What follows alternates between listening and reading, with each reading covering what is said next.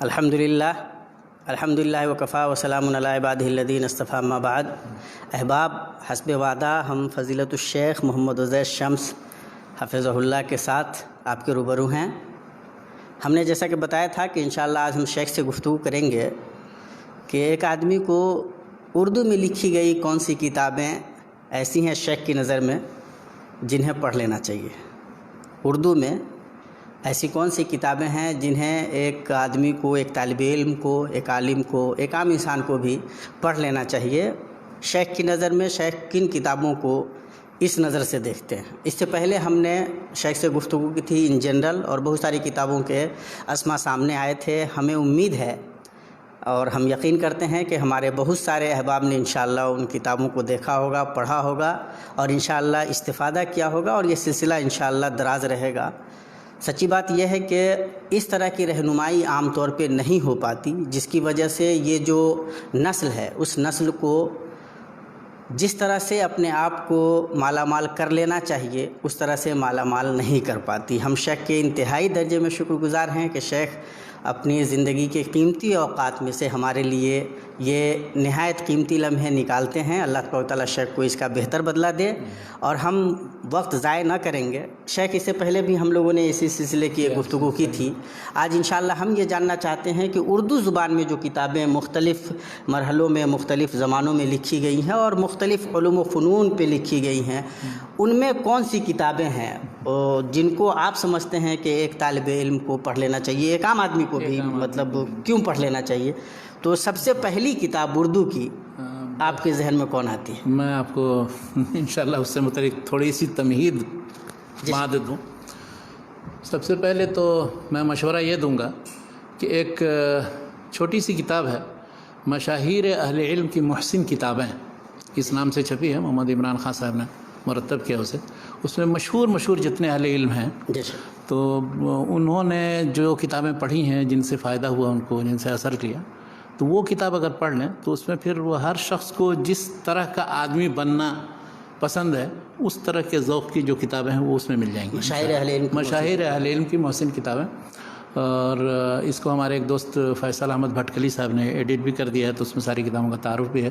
اب اس میں مثلا مولانا عبدالعزیز میمن، اب کسی کو عربی کا محقق ادیب بننا ہے تو انہوں نے جو کتابیں پڑھی ہیں اور جن سے فائدہ ہوا ہے ان کو، وہ انہوں نے ذکر کی. اسی طرح سے مولانا سعید احمد اکبر آبادی، مولانا عبید اللہ سندھی، مولانا مودودی، اور بلکہ مولانا علی میاں کا بھی ایک مضمون اس میں شامل کر دیا. یہ سارے مضامین چھپے تھے پہلے الندوہ میں جو منتشر تھے، وہ جمع کر دیا. تو یہ بہت اچھی چیز ہے. اس سے اگر دیکھیں گے تو ہر ذوق، خواجہ غلام السیدین نے مثلا جتنی انگریزی ادب کی کتابیں پڑھی ہیں اور جن سے انہوں کو فائدہ ہوا تو وہ انہوں نے سب ذکر کی ہیں. تو یہ کتاب میں ریکمینڈ کروں گا کہ پہلے وہ مشاہیر اہل علم کی محسن کتابیں. جی بالکل. اچھا، دوسری چیز یہ کہ جو کتابیں ہیں اب کسی بھی زبان میں، مثلا اردو ہی میں اب وہ بہت طرح کی کتابیں ہیں، لیکن میں نے جن کتابوں سے کنسلٹ کیا تقریباً ان کو ہم 4 کیٹیگری میں تقسیم کر سکتے ہیں. پہلی تو وہ جو مذہبی کتابیں ہیں، فقہی مسائل یا عقائد وغیرہ کے بارے میں، تو اس طرح کے بہت سے علماء نے لکھی ہیں. اور اس سلسلے میں بلکہ مشورہ میں یہ دوں گا کہ بجائے اس کے کہ زیادہ اردو کی کتابیں پڑھیں، اصل عربی کی کتابیں پڑھیں. اس لیے کہ ہمارے دین کی بنیادی کتابیں یا اس کے ماخذ و مصادر جو ہیں وہ عربی میں ہیں.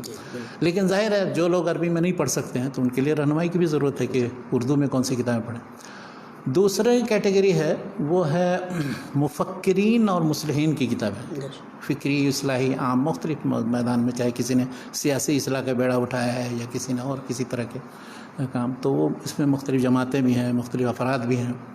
تو اس طرح کے مفکرین کی کتابیں پڑھنا جس کے اندر کسی طرح کے اصلاح کا جذبہ یا دعوتی جذبہ ہو، یا کسی بھی میدان میں کسی نئی چیز یا نئی راہ سوجنے کے لیے یہ کتابیں مفید ہوتی ہیں، اور ان پر تنقید و تبصرہ بھی.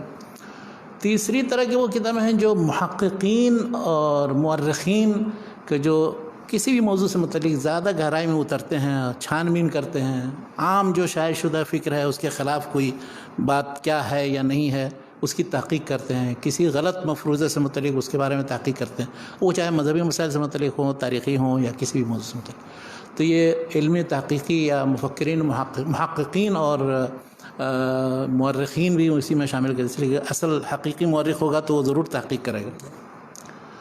تو یہ 3 طرح کی کتابیں ہوئیں. اور چوتھی وہ کتابیں ہیں کہ جو ادبی و تنقیدی نوعیت کی ہیں، شعر ہے، نثر کے جو مختلف اصناف ہیں، ناول ہے، افسانہ، ڈرامہ وغیرہ.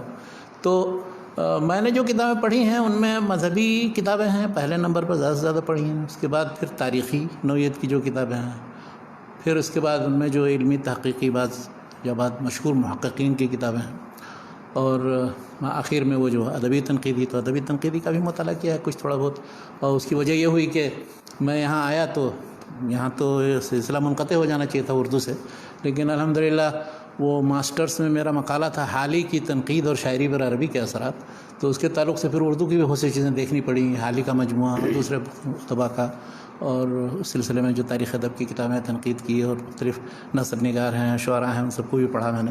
جبکہ میں آیا تھا جب یہاں ہندوستان سے تو میرے پاس صرف قرآن مجید کا ایک نسخہ اور دیوان غالب تھا اور کچھ نہیں تھا. دیوان غالب تو دیوان غالب لے کر آیا تھا میں، اور اس سے ہمارے احباب اندازہ لگا سکتے ہیں میرا محبوب ترین شاعر ہے، میرا محبوب ترین شاعر ہے. قرآن کریم کے نسخے کے ساتھ ساتھ دیوان غالب کا بھی ایک نسخہ آدمی کے پاس ہونا چاہیے. لے آیا تھا مطلب. بہرحال اب اس کی ابتدا کا مثلا مذہبی کتابوں تو عام طور پر جو بڑی بڑی کتابیں ہیں، جیسے تفسیریں ہیں، شروع حدیث کی کتابیں ہیں، فقہی مسائل سے متعلق مجموعے ہیں، فتاوی، ان سب کا مشورہ نہیں دوں گا اس لیے کہ بڑی بڑی کتابیں ہیں، وہ سب رجوع کرنے کے لیے ہوتی ہیں اور ان کو پڑھا بھی جاتا ہے. بعض لوگ بہت عقیدت سے کسی خاص مصنف کی کتاب پڑھتے ہیں، لیکن ایک کتاب یا اس کی ایک جلد اس کا مشورہ ضرور دوں گا. سب سے پہلی کتاب وہی میں، وہ ترجمان القرآن کی جو پہلی جلد ہے جو سورہ فاتحہ کی تفسیر پر مشتمل ہے، چونکہ وہ بالکل نئے اور منفرد انداز میں اس کی تفسیر انہوں نے کی ہے، اور پوری سورہ پر انہوں نے جو جائزہ لیا ہے اس میں اللہ تعالیٰ کی ربوبیت، رحمت اور عدالت پر جو گفتگو کی ہے انہوں نے، اور جس انداز میں جائزہ لیا ہے، اور اسلامی تعلیمات کو کس طرح سے سورہ فاتحہ کی روشنی میں پیش کیا ہے انہوں نے، اور دوسرے ادیان و مذاہب سے جو موازنہ مقررہ کیا، یہ میں سب سے پہلے ریکمنڈ کروں گا کہ ہر طالب علم سورہ فاتحہ کی وہ تفسیر جو مولانا ابوالکلام آزاد کی ہے وہ پڑھ لے. اور سورہ فاتحہ کی بہت سے لوگوں نے بہت نوعیت کی تفسیر لکھی ہے. صوفیہ نے اپنے انداز کی تفسیریں لکھی، مثلا ایک صدر الدین قونوی تھے، انہوں نے تفسیر لکھی، تو پورے وہ سارے صوفیانہ مباحث. متکلمانہ انداز میں دیکھنا ہے تو آپ رازی کی جو تفسیر سورہ فاتحہ ہے مفاتیح الغیب کے اندر وہ دیکھیے. اسی طرح سے سلفی انداز میں ابن قیم نے مدارج السالکین میں سورہ فاتحہ کی جو تفسیر کی ہے انہیں صوفیہ متکلمین کے مقابلے میں. لیکن یہ چوتھی جو میں ذکر کر رہا ہوں اردو مولانا ابوالکلام آزاد کی ان تینوں سے مختلف ہے، اور بالکل انہوں نے ایک نئے انداز میں سورہ فاتحہ کی تفسیر کی ہے کہ جو پچھلے کسی مفسر نے نہیں کیا، نہ آج تک کسی نے اس انداز کی کوئی تفسیر کی. شیخ جب مولانا ابوالکلام آزاد کا، اور آپ تو مولانا ابوالکلام آزاد کے متخصص ہیں ماشاء اللہ، ان کی فکر پر کام بھی کیا. متخصص کیا ہیں شیخ، تھوڑا بہت کام کیا. مولانا ابوالکلام آزاد کا جب نام آتا ہے تو ظاہر ہے ان کی سیاسی بصیرت یا ان کی ادبی حیثیت وغیرہ پہ گفتگو عام طور پہ ہوتی ہے. ایک صحافی کی حیثیت سے بہت معتبر ہیں، اور سیاسی مطلب خاص طور سے مفسر قرآن کی حیثیت سے. تو عام طور سے جو دینی حلقہ ہے اس حلقے میں مولانا ابوالکلام آزاد کی یہ حیثیت اتنی زیادہ معتبر نہیں سمجھی جاتی ہے. پھر جو لوگ پڑھا لکھا طبقہ ہے وہ یہ سمجھتا ہے کہ مولانا ابوالکلام آزاد کا جو ترجمان القرآن ہے اور رشید رضا مصری کا جو المنار ہے، تفسیر المنار، ان دونوں میں شاید بہت زیادہ مماثلت ہے. پھر تو کیا اس کے اثرات آپ کو ترجمان القرآن کی جو پہلی جلد ہے سورہ فاتحہ کی جو تفسیر انہوں نے بیان کی ہے، کیا اس طرح کا کوئی اثر وہاں بھی نظر آتا ہے؟ سورہ فاتحہ کی تفسیر میں نہیں نظر آ رہا ہے، اس لیے کہ سورہ فاتحہ کی تفسیر یا سورہ کہف کے اندر جو ذوالقرنین سے متعلق جو گفتگو بالکل ہی اوریجنل، کسی سے ماخوذ نہیں. اور آپ سارے ذخیرے کو آپ چھان ماریے مولانا ابوالکلام آزاد کے زمانے. بقیہ لوگوں نے جو قرآن کریم میں سورہ فاتحہ کی تفسیر کی ہے اس میں اور مولانا ابوالکلام آزاد کی اس تفسیر میں بنیادی فرق کیا ہے؟ ایسا کیا فرق کیا کہ انہوں نے خاص یعنی طریقے سے اللہ تعالیٰ کی ذات و صفات سے متعلق گفتگو، اور قیامت میں جو جزا و سزا ہے اس سے متعلق گفتگو، اور اللہ تعالیٰ کی ربوبیت اور رحمت وغیرہ کے جو مظاہر ہیں پورے کائنات کے اندر اس پر گفتگو، عبادت سے متعلق جو اسلام کا جو تصور ہے وہ اور دوسرے مذاہب میں کیا ہے اس سے متعلق گفتگو، اور اس طرح سے پچھلے جو جتنی انبیاء گزرے ہیں، جو قومیں گزری ہیں، ان پر کیا گزری کیا نہیں گزری، اور کیوں ہم غیر المغضوب علیہم ولا الضالین کہتے ہیں. تو ان پہلوؤں پر انہوں نے بالکل ایک نئے انداز میں رہنمائی کی ہے کہ جو بھی شخص بھی اس کو پڑھے گا تو اس کو اندازہ ہوگا کہ اس کا موازنہ مقارنہ آپ کسی سورہ فاتحہ کی تفسیر سے کر لیجیے، چاہے وہ قدیم جن کا میں نے 3 کا ذکر کیا، حالانکہ ابن قیم ان کے بہت محبوب مصنف تھے، لیکن تفسیر میں انہوں نے ان کا منہج نہیں اختیار کیا ہے، بالکل ہی ایک ایسے انداز میں ذکر کیا ہے تاکہ جدید جو تعلیم یافتہ حضرات ذہن ہے ہیں وہ بالکل اور جدید ذہن بھی اس کو پڑھے تو سمجھے کہ اچھا قرآن مجید میں کیا معانی و مطالب۔ تفسیر المنار میں اگرچہ وہ تفسیر کے دوسرے صورتوں اور دوسری آیتوں کی تفسیر سے متفق، بلکہ ان کا جو منہج ہے وہی منہج ہے تفسیر ان کا بھی، لیکن سورہ فاتحہ کی تفسیر اس میں دونوں ملا کے دیکھیے دونوں فرق ہے، بہت فرق، دونوں الگ ہے، ہاں بالکل الگ الگ ہے۔ وہ اس میں تفسیر سورہ فاتحہ اس انداز میں نہیں کی ہے جس طرح مولانا تو گویا پہلی کتاب جو شیخ ریکمینڈ کرتے ہیں وہ ترجمان القرآن کی پہلی جلد جو سورہ فاتحہ کی تفسیر پہ مشتمل ہے، اور مولانا ابوالکلام آزاد کا تو ایسے بھی ہر جملہ اپنے آپ میں شاہکار ہوتا ہے، تو کیا کہنا، جزاکم اللہ خیر شیخ۔ تو یہ مطلب ان بنیادوں پہ تفسیر ترجمان القرآن اس حیثیت میں ہے کہ اس کو پہلے نمبر پہ آپ اردو میں ریکمینڈ کریں۔ اچھا، اسی طرح سے آپ تفسیر کے بعد دوسرا نمبر آپ سیرت کا لے لیجیے۔ تو سیرت میں اب کوئی ایک مخصوص کتاب میں کیا بتاؤں، اگر میں کہوں گا رائق المخدوم پڑھ لیے تو تقریباً سب لوگوں نے پڑھ رکھا ہوگا اردو، اور وہ کتاب واقعی پڑھنے کی ہے، سیرت میں بہت ہی مشہور، بلکہ سب سے زیادہ پڑھی جانے والی کتاب اس وقت شاید مختلف زبانوں میں اس کا ترجمہ بھی ہو چکا ہے۔ تو رائق المخدوم کم از کم پڑھ لیں، اور دو کتابیں اور ہیں سیرت کی، ان دونوں کو بھی اگر پیش نظر رکھیں تو سیرت سے متعلق بنیادی وہ چیزیں معلوم ہو جائیں گی، پھر آپ کو کوئی کتاب دوسری پڑھیں نہ پڑھیں، یعنی رسول اللہ صلی اللہ علیہ وسلم کے سیرت کے تعلق سے اور مزید چیز نہیں ملے گی کوئی محققانہ انداز، وہ رحمۃ للعالمین ہے۔ اور دوسری سیرت النبی، تو سیرت النبی میں جو علامہ شبلی اور سیف ندوی کی ہے، اس میں شروع کی 2 جلدیں تو سیرت کی ہیں، لیکن باقی جو جلدیں 4 یا 5 جلدیں 7 جلدوں میں چھپی ہے، تو وہ دراصل رسول اللہ صلی اللہ علیہ وسلم کی تعلیمات پر مشتمل ہے، عقائد، عبادات، معاملات، اخلاق سے متعلق۔ بلکہ ان کا رجحان میں نے کسی اس میں گفتگو میں کہا تھا کہ انہوں نے دراصل زاد المعاد کو سامنے رکھ کر کے انہوں نے یہ کہا کہ لوگ عام طور پر آپ احکام کی کوئی کتاب، عقائد کی کوئی کتاب، فقہ کی کتاب دیں، پڑھتے نہیں، لیکن سیرت کے بہانے رسول اللہ علیہ وسلم کے نام ہے وہ بھی پڑھ لیں گے۔ تو زاد المعاد میں جیسے منہج اختیار کیا ہے کہ اسی طرح سے انہوں نے بھی ایک طرح سے دائرۃ المعارف ہے مختصر سا، بالکل اسلام، اور انہوں نے وہ ساری تعلیمات کا خلاصہ اس میں لکھ دیا، وہ بھی بہت ہی بہترین انداز میں۔ اب وہ ہے تو بہت بڑی کتاب، اب اس میں سے جو حصہ بھی آپ پڑھنا چاہیں، لیکن شروع میں سیرت کا حصہ 2 جلدوں میں۔ رحمۃ للعالمین بہت ہی ایک طرح سے عاشقانہ ان کا مزاج ہے، اور جس والہانہ جذبے کے تحت انہوں نے لکھا ہے، اور 3 جلدیں اس کی ہیں، تو پہلی اور دوسری جلد دونوں اپنی اپنی جگہ مکمل ہیں، اور تیسری جلد ان کی وفات کے بعد چھپی تھی 1933 میں، 1930 میں ان کی وفات ہوئی تھی، بلکہ وہ یہاں سے لوٹ رہے تھے مکے سے، جہازی میں انتقال ہوا ان کو، پھر ان کا مدفن جو ہے وہ باہر ہے۔ تو اس کے بارے میں بہت ہی مؤثر انداز میں غلام رسول مہر نے اپنے سفر نامے میں لکھا ہے کہ کس طرح سے ان کا جنازہ ہوا، کیا ہوا۔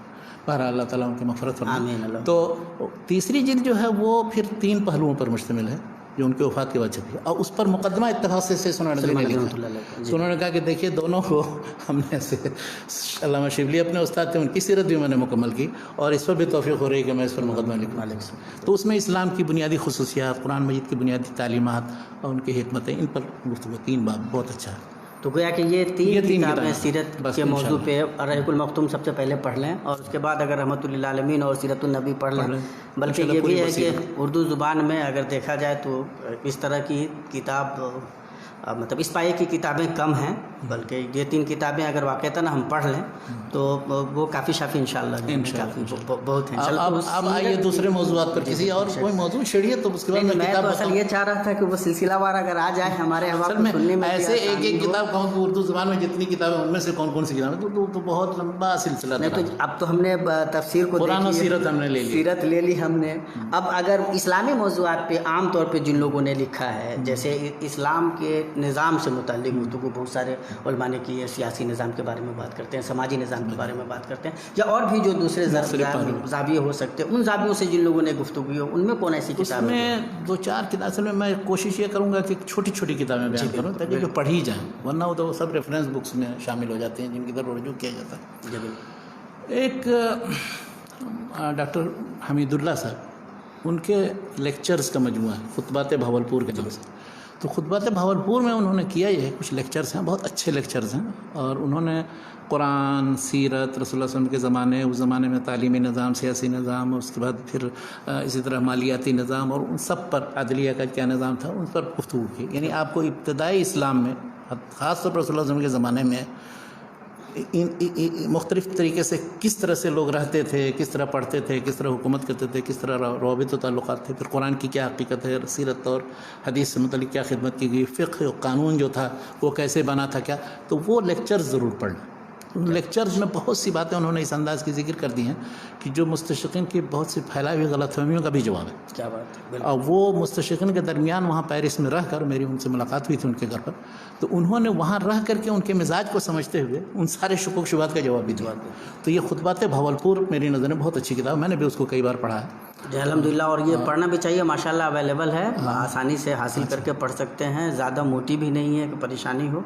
انسان اگر پڑھنا چاہے تو بہتر استفادہ کر سکتا ہے، بلکہ بعد کے جو محققین ہیں وہ بھی بہت استفادہ کرتے ہیں. اچھا، دوسری ایک کتاب آپ اسی نوعیت کی سمجھیے کچھ، ایک تو انہی کی لکھی ہوئی انٹروڈکشن ٹو اسلام جس کا ذکر آیا تھا پہلے بات آئی تھی، اور دوسری ایک کتاب اساسیات اسلام، اس کا بھی میں نے ذکر کیا تھا پچھلے لیکچر مولانا محمد حنیف ندوی صاحب کی، اسلام کے مختلف پہلوؤں پر. اس طرح سے مولانا مودودی کی دو ایک کتابیں ہیں، اگر اسلامی نظام حکومت اور نظام تعلیم، اخلاقی نظام کیا ہے، اس پر ایک مجموعہ ان کا ہے، اسلامی نظام زندگی اور اس کے بنیادی تصورات. تو اس میں انہوں نے اہم جتنے رسائل تھے وہ جمع کر کے ان کے ناشرین نے چھاپ دیا ہے. ان کے خطبات کا بھی مجموعہ اسی طرح کا ہے، اسی طرح سے ان کے رسالہ دینیات ہے. اور تو وہ کتاب جو ہے مولانا مودودی کی اسلامی نظام زندگی، اس کے بنیادی تصورات، وہ بہت اچھی. اسی طرح سے اسلامی تہذیب اور اس کے اصول و مبادی، کہ اسلامی تہذیب جو ہے وہ دراصل مادی پہلو اس کا اتنا پیش نظر نہیں رہتا ہے جتنا اس کا روحانی پہلو ہے. اس کی اساس جو ہے چونکہ دینی ہے اور روحانی ہے. اب لوگ سمجھتے ہیں کہ وہ پل بنا دیا اور منارات ہیں یا عمارتیں ہیں، بس وہی ہیں تہذیبی مظاہر.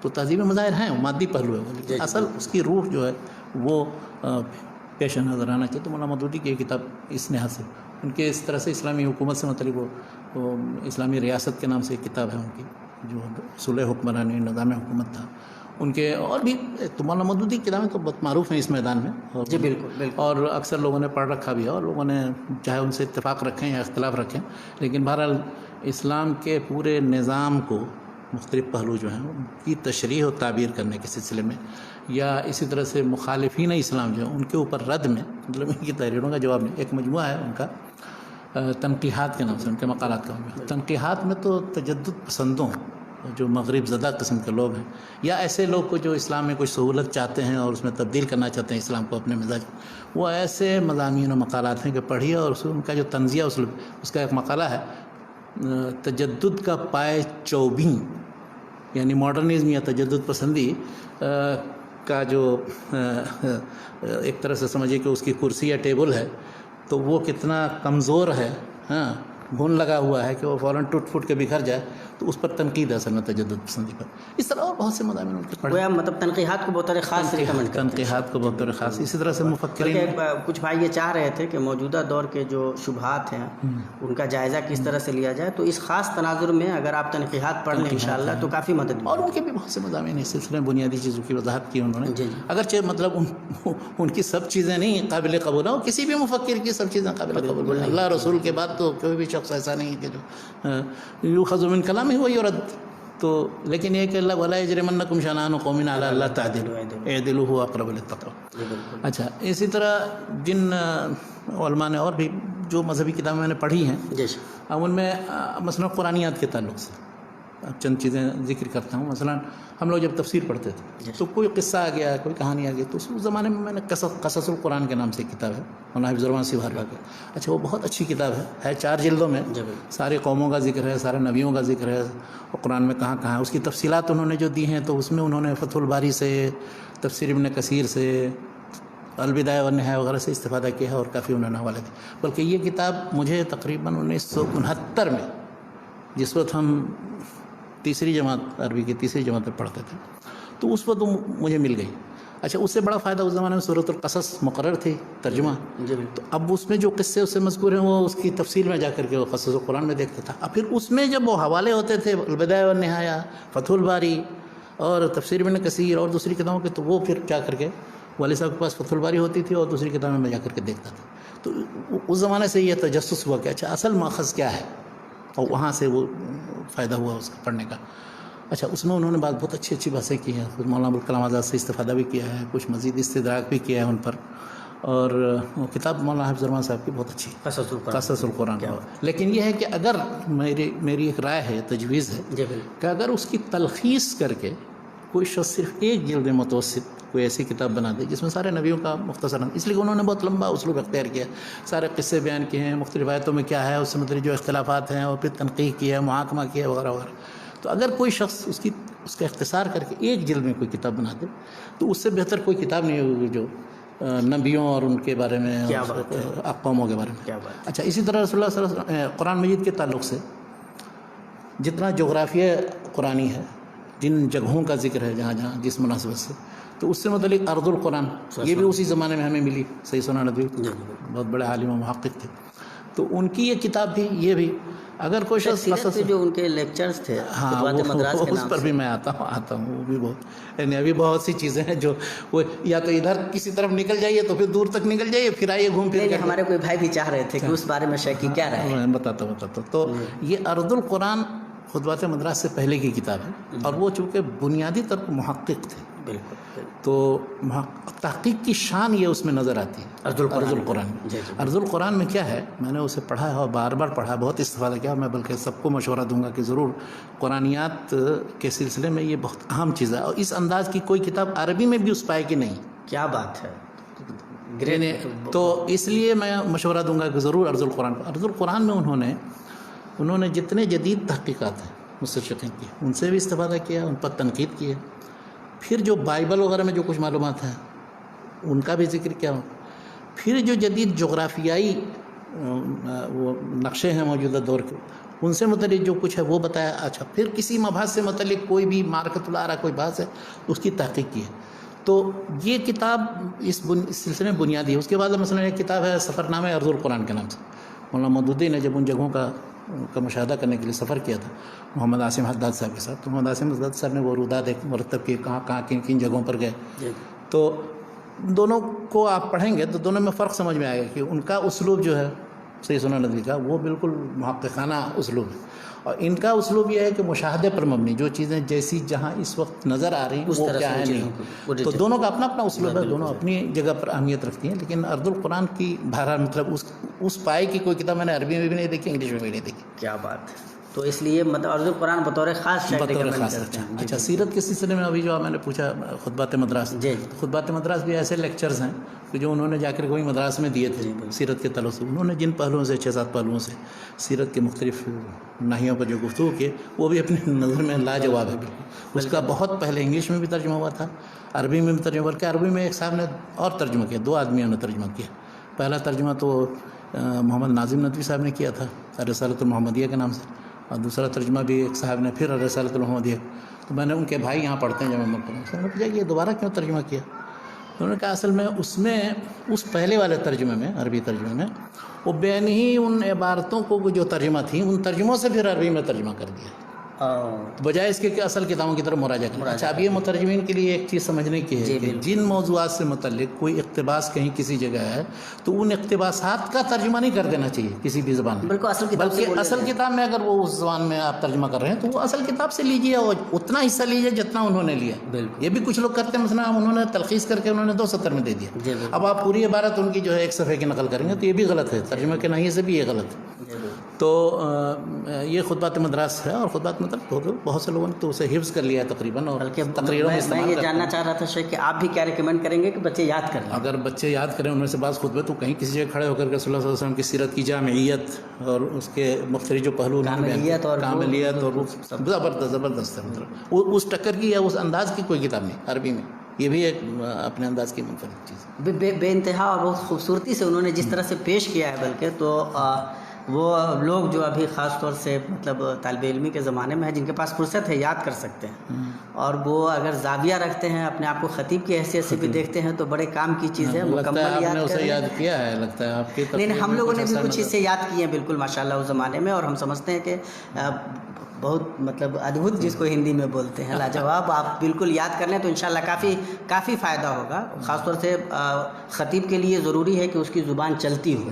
اور مولانا سید سلیمان ندوی رحمۃ اللہ علیہ اردو کے باضابطہ مطلب ہر اعتبار سے مستند ادیب ہیں وہ، اور اس میں خاص طور سے خطبات مدراس میں جو ان کی ادبی شان ہے وہ ہر سطر سے جھلکتی ہوئی نظر آتی ہے. تو ضرور انشاءاللہ یاد کر لیں. سید سلیمان ندوی کا ذکر کرتے ہوئے میں بتاؤں ان کا بھی اور مولانا آزاد کا بھی حال ہے کہ مختلف طرح کی تحریر ان کے مختلف اسلوب اسلوب پر دلالت کرتے ہیں. بالکل. جیسے مولانا آزاد کے ترجمان قرآن میں الگ اسلوب ہے، تذکرہ میں دوسرا اسلوب ہے، غبار خاطر میں تیسرا اسلوب، الہلال میں الگ خطیبانہ اسلوب ہے. تو اسی طرح صحیح سلمان کے شذرات پڑھیے جو معارف میں، وہ ایک خاص نرالے اسلوب میں، بلکہ آپ جمع کر دیے کسی نے، مجھے پتہ چلا بھی مجھے نہیں ملا، لیکن جو شذرات بھی آپ پڑھیں. اسی طرح سے ان کے وفیات سے متعلق جو مختلف شخصیات پر لکھا ہے، یاد رفتگان کے نام سے، تو یاد رفتگان وہ بھی جس شخص پر بھی انہوں نے لکھا ہے، نہ اس میں بہت زیادہ مبالغہ آرائی ہے اور نہ بہت زیادہ کسی کے بارے میں برا خراب صفحے میں پوری مطلب، لیکن خلاصہ تقریباً اس سے سیکھنا چاہیے کہ کیسے کسی شخص پہ لکھا جائے. تو ہمارے یہاں حال یہ کہ کسی بڑے سے بڑے شخص کی وفات ہو گئی، وہ 10-12 صفحے کا کوئی مضمون لکھے، اس میں کچھ نہیں ہے، یعنی کوئی نئی چیز نہیں، بس ادھر ادھر کے آسمان زمین کے قلابے ملائے ہوں گے. اور وہ حالانکہ کسی شخص سے متعلق اس کی شخصیت کے جو مرکزی پہلو ہیں، بنیادی چیزیں ہیں، چاہے وہ اچھے ہوں یا برے کا اتنا ذکر کرنے کی ضرورت ہے، اشارہ لیکن کرنا چاہیے، میں اس کا قائل ہوں. تو یہ شذرات، وفیات، اسی طرح سے انہوں نے جو ان کتابوں پر تبصرے کیے ہیں یا جو تحقیقی کتابیں لکھی جیسے عرب و ہند کے تعلقات، خیام پر جو ان کی کتاب ہے، تو یہ سب اپنے اپنے انداز میں، کوئی تحقیقی اسلوب ہے، کوئی خطابی اسلوب ہے جیسے خطبات مدرس میں، اور شذرات میں اور اس طرح سے وفیات میں، ان دونوں میں بھی اپنا اسلوب ہے. اوورآل مطلب سید سلیمان ندوی رحمۃ اللہ علیہ کو آپ ریکمینڈ کرتے ہیں؟ بالکل بالکل بالکل. بہت ان کی جو بھی کتاب مل جائے، بلکہ میرے پاس ان کی ساری کتابیں، ایک بھی کتاب ایسی نہیں ہے کہ جو نہ ہو. کیا بات ہے، ماشاء اللہ. تو وہ اور اسی سے محبت کا بھی اندازہ لگایا جا سکتا ہے.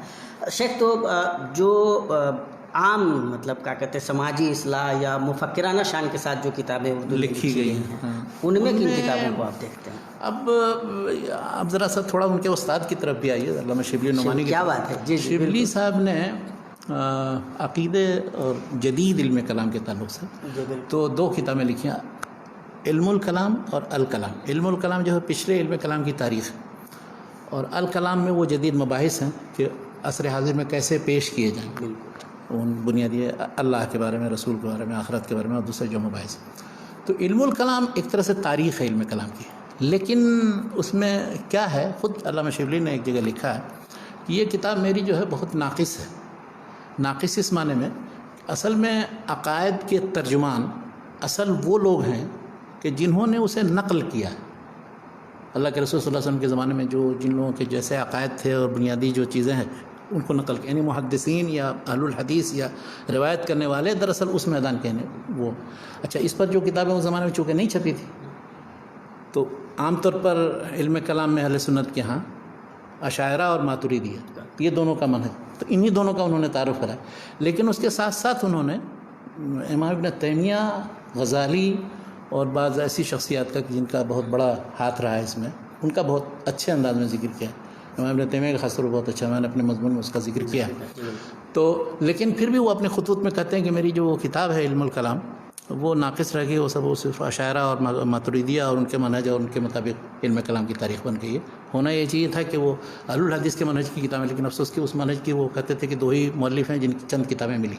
ایک ابن حزم ہیں کہ جن کے الفصل ہے، جو مختلف موضوعات سے متعلق اور مختلف فرقوں کا جائزہ ہے، اور دوسری ابن تیمیہ ہیں کہ جن کی اس زمانے تک، یعنی 1914 میں ان کی وفات ہوئی تو 1905 میں ان کی منہاج السنہ چھپی ہوئی تھی.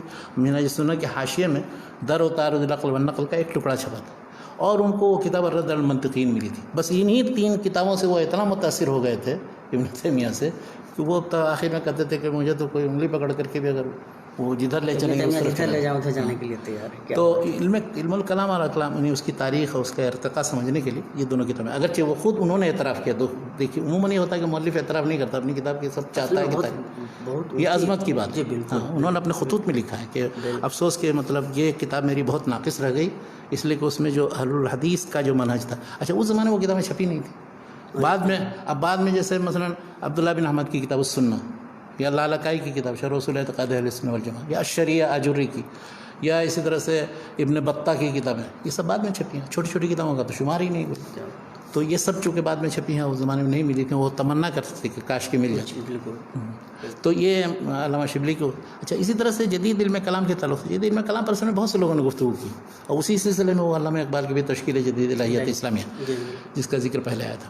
لیکن موجودہ دور میں جو سائنس کے زیر اثر رہ کر کے، اور ایک تو ذہنی مروبیت جو ہے، اور یہ کہ سائنس نے بہت سی چیزوں کو رد کر دیا ہے، اور سائنس کا مذہب اب سائنس کے مقابلے میں ٹک نہیں سکتا ہے، ان سارے شکوک شبہات کے جواب دینے کے لیے وہ جو مولانا وحید الدین خان صاحب کی کتاب ہے، پہلے وہ علم جدید کا چیلنج کے نام سے چھپی تھی، تو یہ کتاب زبردست لاجواب کتاب ہے۔ جس زمانے میں وہ لکھنؤ میں تھے، ادارہ تحقیقات شریعت اسلام نشریات اسلام کے نام سے مولانا علی میاں کا وہ ادارہ تھا، تو وہاں پر ان سے وہ کتاب لکھوائی تھی انہوں نے، کہا تھا اس موضوع، اور اس موضوع پر واقعی یہ کتاب بہت زبردست لاجواب کتاب ہے، عربی میں انگلش میں بھی ترجمہ ہو چکا ہے، اور اس میں جو مباحث مثلا توحید کے اس بات کے لیے، آخرت کے اس بات کے لیے، رسالت کے اس بات کے لیے، اور کس طرح سے سائنس کی پہنچ کہاں تک ہے کہاں تک نہیں ہے، ان سب پہلوؤں پر بہت اچھا بہترین کتاب ہے، اور یہ کتاب بھی ہر ایک کو پڑھ لینا چاہیے۔ اور اس طرح سے جدید الہیات یا عقیدہ سے متعلق تو بہت سی کتابیں لکھی گئی ہیں، لیکن جن کتابوں کے اندر کسی طرح کی کوئی جدت یا ندرت ہے ان کتابوں کو پیش نظر رکھنا چاہیے۔ اور اب عقیدے کو چھوڑ کر کے ہم دوسرے کچھ موضوعات کی طرف آتے ہیں۔ بہت سے لوگ یہ سمجھتے ہیں کہ یہ مناظرانہ کتابیں اور ایسی کتابیں جو ایک دوسرے کے رد میں لکھی گئی ہیں وہ سب نہیں پڑھنی چاہیے، میں اس کا مخالف ہوں۔ میں کہتا ہوں پڑھنا چاہیے، لیکن مزاج مناظرانہ نہیں بنانا چاہیے، اس سے استفادہ کر کے علمی انداز میں، سنجیدہ انداز میں ان امور کو سمجھنا چاہیے، اس کے تاریخی ارتقاء اور جو صورتحال موجودہ ہم جو اس وقت ہیں وہ کیوں یہ صورتحال بنی ہے، تو وہ مناظرانہ کتابیں پڑھنی ضرورت ہے۔ اچھا، کمال یہ ہے کہ شیخ کا عملی رویہ بھی یہی ہے، شیخ نے اس طرح کی کتابوں پہ جب مقدمے وغیرہ لکھے ہیں تو شیخ یہی کرتے ہیں کہ دونوں جو مطلب فریق ہے، دونوں فریق کے وہ ساری مطلب چیزیں تاریخ باعث لکھ دیتے ہیں ماشاءاللہ، اس کے بعد شیخ کی جو رائے بنتی ہے وہ سلیقے سے پیش کرتے ہیں۔ جزاک اللہ۔ تو کہنا یہ ہے کہ اب مذہبی مسائل میں اگر آپ کو پڑھنا ہے تو جہاں کوئی فقہی مسئلہ آئے گا یا عقیدے کا کوئی مسئلہ ہے، اس میں ظاہر ہے 2 ہے 3 رائے ہے، اب اس میں آپس میں اختلاف ہوتا ہے۔ فقہی مسائل میں تو ایک مسئلے پر پتہ نہیں کتنی کتابیں لکھی گئی، تو اب کچھ لوگ یہ کہتے ہیں نہیں یہ سب بیکار ہے اور اس پر پڑھنے کی ضرورت نہیں، ایسا نہیں ہے، مطلب ان چیزوں کو بھی تاریخی طور پر سمجھنے کی ضرورت ہے، لیکن اپنا مزاج مناظرانہ بنانے کی ضرورت نہیں ہے۔ اگر کوئی سنجیدہ قسم کا آدمی ہے اس سے استفادہ کرے، صورتحال کو سمجھے اور علم مسئلہ کیا ہے، دلائل کیا ہیں، فریقین کا مناقشہ کرنے کے بعد، لیکن وہ پھر ایک دوسرے فریق سے دشمنی اور عداوت نہ کرے، اس کو ایذا پہنچانے کا جذبہ نہ ہو اس کے اندر۔ اب مثلا جو ایک مثال صرف میں دیتا ہوں، تقویۃ الایمان جو چھپی ہے سن 1242 ہجری میں، اس کا پہلا ایڈیشن کلکتہ سے چھپا تھا۔ تقویۃ الایمان جب شاہ اسماعیل شہید نے لکھی تو اس زمانے میں شرک و بدعت کا جو ماحول تھا ابھی تک ہے پورے برصغیر میں بہت کچھ، لیکن یہ کہ وہ بھونچال آ گیا ہے۔ اب اس کے رد عمل میں اہل بدعت کی طرف سے بے شمار کتابیں لکھی گئی ہیں، ان میں سب سے مشہور ایک آدمی تھے مولانا فضل رسول بدایونی، تو ان کی رد میں کتابیں ہیں۔ اس کے بعد اس کے جواب الجواب میں پھر مولانا حیدر علی ٹونکی رامپوری کی کتابیں ہیں، اور ان کے اوپر رد میں پھر اس طرح سے مولانا بشیر الدین قنوجی نے کتابیں لکھی۔ تو اگر کسی کو سمجھنا ہو یہ جو بدعت اور اہل بدعت سے جو یا کہ بریلوی اور دیوبندی یا بریلوی اور وہابی یا سنی اور وہابی کے جو اختلافات کیسے شروع، وہ برصغیر میں دراصل وہ اسی تقویۃ الایمان اور اس پر بحث سے شروع ہوتا ہے۔ کیا بات ہے، یہ اس کی ابتدا ہے، بلکہ کہا ہی گیا اس زمانے میں فضل رسول بدایونی صاحب یہ کہتے تھے کہ تقویۃ الایمان جو ہے وہ کتاب التوحید کا ہی چربہ ہے، اسی کا ترجمہ ہے، بعض کتابوں میں اپنے لکھ بھی دیا، جبکہ حقیقت یہ الگ ایک کتاب لکھی گئی، وہ الگ، اگرچہ دونوں کتابوں میں فکر اور بنیادی چیز ایک ہی ہے، توحید کو پیش کرنا، لیکن تقویۃ الایمان سب سے پہلے لکھی تھی شاہ اسماعیل شہید نے عربی میں رد الاشراق کے نام سے، جس میں 2 باب تھے، ایک شرک کے اوپر رد توحید کا اس بات، اور دوسرا سنت کی طرف دعوت اور بدعت پر رد۔ تو تقویۃ الایمان یہ پہلے باب کا تشریحی ترجمہ بھی ہے اور اس پر فوائد کا اضافہ بھی ہے، اور رد الاشراق مجھے ملی تو بعد میں نے چھاپا بھی بہرحال۔ تو اس کتاب کا موجود ہے رد الاشراق، موازنہ مقارنہ کیجیے کتاب التوحید سے۔ کتاب التوحید بھی دوسرے انداز میں لکھی، اس میں صرف اولاً شرک و توحید کے مسائل ہیں، اور جس انداز میں انہوں نے مرتب کیا ہے، جن آیتوں اور حدیثوں کو پیش کیا، پھر اس میں وہ فیہ مسائل کر کے جو استنباط کیا ہے وہ بالکل مختلف ہے، بلکہ بعض مسائل میں اختلاف بھی ہے ان دونوں کے درمیان۔ ہاں، تو یہ کہنا کہ نہیں یہ وہابیت وہاں سے جو درآمد ہوئی ہے تو وہ تقویۃ الایمان کے ذریعہ پھر وہابیت، اور اس طرح سے سارے اہل حدیث حضرات کو یا اس طرح سے دیوبندیوں کو بھی اب تو وہ وہابی کہتے ہیں، وہ سارے جتنے بریلوی ہیں، تو یہ وہابیت جو شروع ہوئی ہے وہ تقویۃ الایمان ہی سے شروع ہوئی ہے اگر اس کو وہابیت کہا جائے تو۔ اور پھر اس کے بعد اس کے رد عمل و جواب، اس کی کتاب، اس سارے مباحث کا اگر آپ کو خلاصہ صرف ایک کتاب کے اندر پڑھنا ہو، کن مسائل میں اختلاف ہو، ان کا موقف کیا ہے، ان کا موقف کیا ہے، اور اس سلسلے میں دلائل کیا ہیں، ان کا مناقشہ، تو ایک کتاب ہے اکمل البیان فی تائید تقویۃ الایمان و رد اطیب البیان، ایک کتاب تھی اطیب البیان کے نام سے جو تقویۃ الایمان کے رد میں لکھی گئی۔ تو اس کے جواب میں مولانا عزیز الدین مراد آبادی نے اکمل البیان کے نام سے ایک ضخیم تقریباً 800-900 صفحے کی کتاب. مولانا طالعانی بھوجانی ایک بار ہندوستان گئے اور اس کتاب کا پتہ چلا، اس لیے کہ اس کی بہت سی قسطیں اہل حدیث امرتسر میں چھپی تھی. تو کچھ قسطیں تو ان کو تلاش و جستجو، دیکھیے ایک محقق جو ہوتا ہے وہ تلاش کرتا ہے کہ باقی کہاں، تکملہ کہاں ہے اس کے. تو ڈھونڈ ڈھانٹ کر کو معلوم ہے ان کے وارثہ کے پاس مل گیا، لائے اور پتہ نہیں کس حالت میں وہ سودا رہا ہوگا، اور اس کے بعد بڑی محنت کر کے اس کو پھر ایڈٹ کیا، اس پر حواشی لکھ کر. یہ کتاب اگر کوئی شخص پڑھ لے تو میرے خیال سے جتنی یہ عقائد سے متعلق جو مسائل توحید و سنت بدعت سے متعلق چیزیں ان کو سمجھنے میں مدد ملے گی، اور اس کے سلسلے میں جو جدل و مناظرہ ہوا اور 13ویں صدی ہجری میں کیا موقف تھا علماء کا، پھر اس کے بعد اس کے اثر سے پھر 14ویں صدی ہجری تک یہ سلسلہ کیسے دراز ہوا.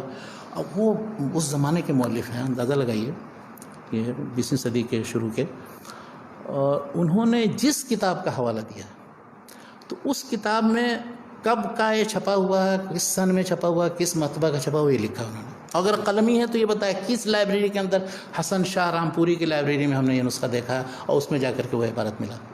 بلکہ ایک دلچسپ بات اس کتاب سے متعلق میں کہوں آپ کو، جی بالکل، علامہ اقبال نے جو مولانا حسین مدنی سے متعلق چند ابیات کہہ دیے ہیں، جی جی، عجم ہنوز ندانت رموز دین ورنہ ز دیوبند حسین احمد ایچے بلا جبی سرود برسر منبر کہ ملت از وطنس چے بے خبر سے مقام محمد عربیست وہ مصطفیٰ ورساں خیش رہا کہ دیں ہم اوست اگر بہو نہ رسدی تمام بلا.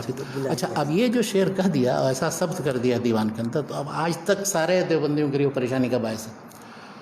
ایک شخص کو جب دفاع کی سوجی تو کیسے دفاع کیا، تو وہ اقتباس ایک ملا عزیز الدین مراد آبادی صاحب کی اسی کتاب اکمل البیان میں، کہ انہوں کو بڑا وہ تھا، قلق تھا اور افسوس تھا، اور اس کے بعد اس سے رجوع انہوں نے کر لیا تھا وغیرہ وغیرہ، اس طرح کا بیان. تو اس طرح کی چیزیں انہوں نے نقل کی. اچھا، اقبال کو بعد میں اس کا افسوس تھا، یعنی یہ نقل یہیں سے ملا، اکمل البیان میں ملا، دوسری کسی جگہ نہیں ملا ان کو. ہمیں ذاتی طور پہ افسوس ہے، اقبال کا ہی تبصرہ لیکن زیادہ سخت ہے. اچھا، اسی طرح سے وہ ایک مسئلہ ہے، مولانا حسین احمد مدنی صاحب نے شہاب الثاقب میں لکھ دیا تھا کچھ، اور وہابیوں کے بارے میں اور اپنا جو تبصرہ لکھا ہے، تو اس سے متعلق بھی دفاع اور وہ اس کے صفائی وہ اسی اکمل الدین صاحب اکمل البیان میں انہوں نے عزیز الدین مراد آبادی، بلکہ شاید یہی بات ہے، وہ پچھلی بات جو میں کہہ رہا ہوں وہ غلط ہے. اچھا، اکمل حسین احمد مدنی سے متعلق جو صفائی ہے کہ انہوں نے رجوع کر لیا تھا، ان کو دیوبندیوں کے پورے لٹریچر میں نہیں ملا، کہیں کسی جگہ نہیں، کسی کتاب کے اندر نہیں.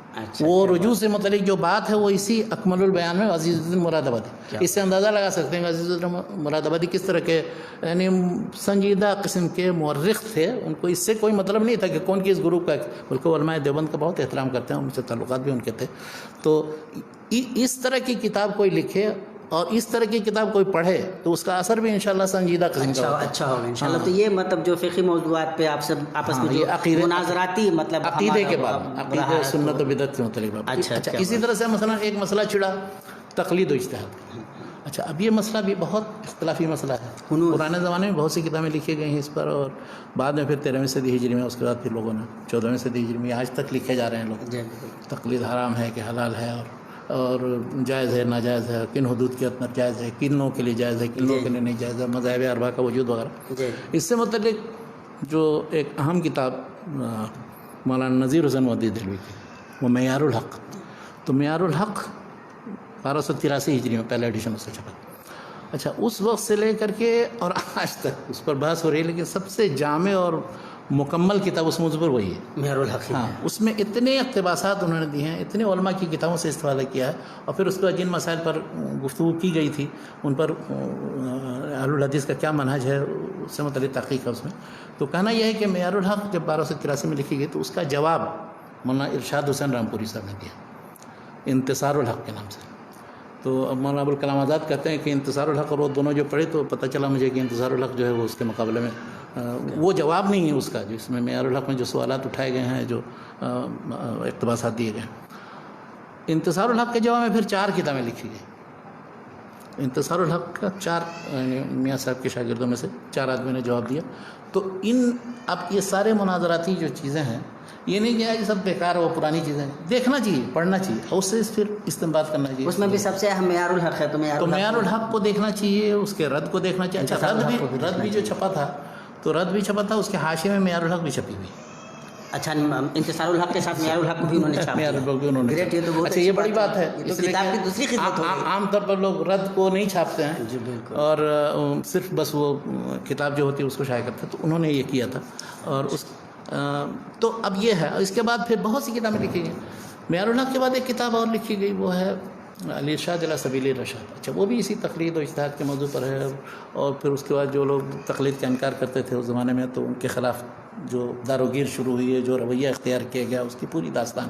تو یہ کتاب بھی بہت سنجیدہ علمی اسلوب میں. یہ مولانا ابو یحییٰ محمد شاہ جہاں پوری کی کتاب، اور وہ بھی بار بار چھپتی رہتی. ان کتابوں کو اگر آپ پڑھیں گے تو اس زمانے میں جو بہت سخت قسم کے جو فتوے دیے گئے تھے غیر مقلدوں کے خلاف، اب جیسے جامع الشواہد فی اخراج الوہابیین عن المساجد، یا اس طرح سے انتظام المساجد بے اخراج اہل الفتن والمفاسد. اور پھر اس کے جواب میں جو تحریریں انہوں نے لکھی مولانا عبداللہ غازی پوری کے ابراء اہل الحدیث والقرآن، ان سب کو اس زمانے کے پس منظر میں آپ پڑھیں گے تو سمجھ میں آئے گا کہ یہ کیا اس کا اثر ہوا تھا، اس کے رد عمل میں کیا چیزیں آئیں اور کیوں ان کو متہم کیا گیا، اس کے جواب میں پھر کیا کیا چیزیں آئیں، تاکہ صحیح صورت حل واضح. لیکن الحمدللہ پھر یہ ہوا کہ ان مناظراتی لٹریچر کی وجہ سے وہ ان مسائل سے متعلق بحث اب 14ویں سے اب اس وقت جا کر کے ابھی بھی کتابیں چھپتے رہتی ہیں ان موضوعات پر، لیکن وہ ان سے باہر نہیں جاتی. وہی وہ ساری چیزیں لگ بھگ وہی چیزیں ہیں، کسی نہ کسی وہی دلائل ہیں، وہی ساری باتیں، وہی چیزیں جن کا 20 مرتبہ جواب دے دیا گیا ہوگا، اس پر بحث ہو چکی ہوگی. وہی پرانی شراب کو ہی نئے بوتل میں پیش کرتے ہیں عام طور پہ. تو یہ تو موضوعات تھے، موضوعات ہیں یا مناظرات. اس پر پڑھنا تو ہر مسئلے پر بات، ہر فقہی مسئلے سے متعلق اور رفع الیدین سے متعلق، آمن بالجار سے متعلق وغیرہ وغیرہ. اس طرح سے اب بدعات سے متعلق سے قرآن خوانی کا مسئلہ ہے وغیرہ وغیرہ، بہت سے مسائل پر. لیکن ان سب کو بھی میں دیکھتا ہوں کہ کس نے کس موضوع پر کب کیا لکھا. نہیں، جو محققانہ نظر رکھتے ہیں ان کو تو بالکل دیکھنا بھی چاہیے، اور اس کا اور سنجیدگی کے ساتھ جائزہ لینا چاہیے. نہیں کہ کسی جگہ طرفداری کے آپ مثلا کسی مکتب فکر سے وابستہ ہیں اور حقائق کو توڑ موڑ کر پیش کریں. مثلا کریڈٹ لینے کے چکر میں کہ ہم نے پہلے رد کیا کہ فلاں نے پہلے رد کیا، قادیانیت کے مقابلے میں کون کھڑا ہوا، تو اس کا بھی تاریخی طور پر جائزہ لینا چاہیے. سب سے پہلے کس نے شائع کی کوئی چیز، اس کے بعد کس نے، اس کے بعد کس نے. اس میں پھر یہ ہے کہ کوششوں کا اعتراف بھی ہونا چاہیے. ظاہر ہے کہ اگر ملت کے مختلف دھارے ہیں اور وہ تمام دھارے ایک دخیل دھارا کے خلاف کوشش کر رہے تھے، تو تمام دھاروں کی جو بھی حیثیت رہی ہے، جو بھی ایک بہت بڑا فتنہ تھا انکار حدیث کا. بالکل. اب انکار حدیث کا فتنہ کیسے شروع ہوا، اس پر تو خیر گفتگو ہو چکی ہے. یہ تو شیخ مطلب دینی موضوعات ہیں، جب جس کو لے کر کے ہمارے دینی طبقے کی یہ روش رہتی ہے، یعنی کہ جو ملی موضوعات رہے ہمارے یہاں، جو مثال کے طور پر جدوجہد آزادی میں مسلمانوں کا جو کردار ہے، تو آپ اگر اہل حدیثوں کو پڑھیں تو ایسا لگے گا کہ سارا مطلب کریڈٹ اہل حدیثوں کو جاتا ہے. آپ احناف کو پڑھ لیں تو ایسا لگے گا کہ سب کچھ یہی کر رہے تھے، اہل حدیثوں کا کوئی کردار نہیں تھا. اور اگر ہم بریلوی بھائیوں کو پڑھ لیں تو لگا بقیہ تو مطلب ان کو کوئی مطلب ہی نہیں تھا، یہ سب تو انگریزوں کی کتاب پڑھے تو مسلمانوں پھر وہ ان کو پڑھتے. یہ مطلب دراصل یہ کیا ہے، عجیب و غریب قسم کا تعصب ہے. اور ظاہر ہے کہ اس کے لیے علم و فکر کی دنیا میں جگہ نہیں ہے. یہ انتہائی درجے میں افسوسناک بھی ہے. اس لیے جو لوگ سمجھدار ہیں، بلکہ ہمیں تو کبھی کبھی اچھا لگتا ہے کہ وہ لوگ جن بیچاروں کو مطلب ہندو مسلمان اور سکھ عیسائی اور کیا کہتے ہیں دیوبندی بریلی ہونے سے مطلب نہیں تھا، انہوں نے جب تاریخ کی چیزیں لکھی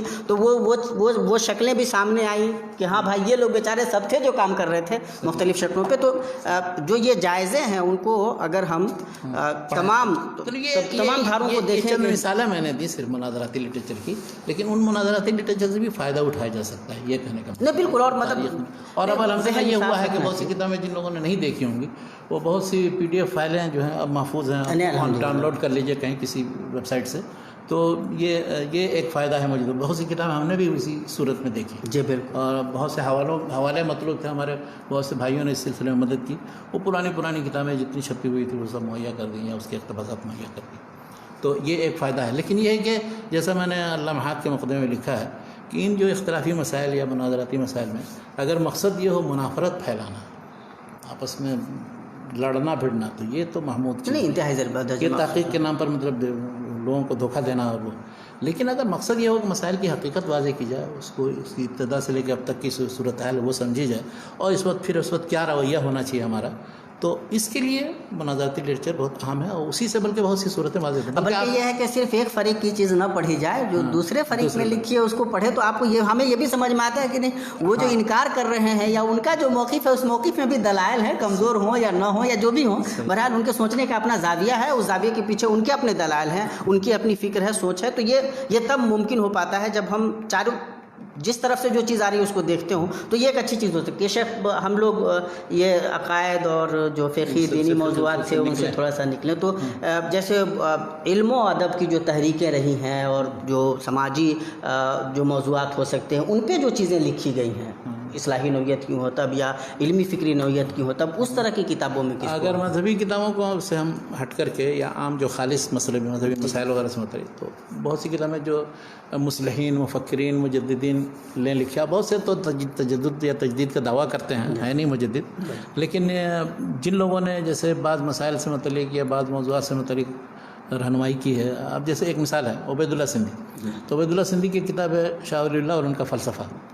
تو انہوں نے شاہ ولی اللہ کی کتابوں کے وہ ماہر تھے, وہ تو انہوں نے ان میں سے کشید کر کے اور کچھ اپنے فکر ڈال کر کے شاہ ولی اللہ کا فکر و فلسفہ کیا تھا وہ انہوں نے قرآن کے تعلق سے, حدیث کے تعلق سے, اس طرح سے فقہ کے تعلق سے, اجتہاد کے تعلق سے, اس طرح سے عقائد کے مسائل میں اور تصوف کے بارے میں, تو وہ انہوں نے بہت ملخص انداز ہے. سب سے پہلے یہ مضمون چھپا تھا الفرقان کے شاہ ولی اللہ نمبر میں 1939 میں یہ چھپا تھا. بعد میں پھر اس میں اضافہ کر کے اور اس کی تصحیح کر کے الگ سے کتابی شکل میں چھپا. تو اس کو صرف سید سلمان ندوی نے پڑھا تھا, پڑھ کر کے کہا واقعی یہ پڑھ کے اندازہ ہوتا ہے کہ یہ شخص جو ہے مطلب غور و فکر کر کے بہت سی ایسی جہتیں انہوں نے بیان کی ہیں کہ جو ان کے ذہن میں بھی نہیں تھی, اور جو شخص بھی اس کو پڑھے گا. اچھا اس میں بعض ایسے افکار ہیں کہ آپ تم چونک پڑھیں گے کہ یہ کیا ہے. اب اس میں مثلا وحدت الوجود اور وحدت الشہود میں جو تطبیق دی ہے, وحدت الوجود کا جو مفہوم بیان کرنے کی کوشش کی ہے صوفیہ کیا چیزیں نہیں ہے اور اسی پر مبنی قرار دیا ہے, تو وہ آپ حیران رہ جائیں گے. اسی طرح سے ان کی ایک تحریر مجھے یاد آتی ہے, وہ مشاہیر اہل علم کے محسن کتابیں میں ہے. انہوں نے کہا کہ شاہ ولی اللہ کی ساری کتابیں پڑھنے کے لیے اور اس کو سمجھنے کے لیے شاہ اسماعیل شہید کی ابقات پڑھنا ضروری ہے. بغیر ابقات کی وہ چیزیں سمجھ میں نہیں ہیں. اچھا ابقات سے ہم دور بھاگتے ہیں, ہم پڑھتے نہیں ہیں ان کو, اور وہ عربی میں ہے اور فلسفہ اور تصوف کے مسائل پر مبنی ہے, لیکن بہت گہری بات ہے. اب جنوں کا ذوق وہ تصوف اور فلسفیانہ تصوف اس کو پڑھنے کا ذوق ہے, وہ پڑھ سکتے ہیں, اس کو استفادہ کر سکتے ہیں.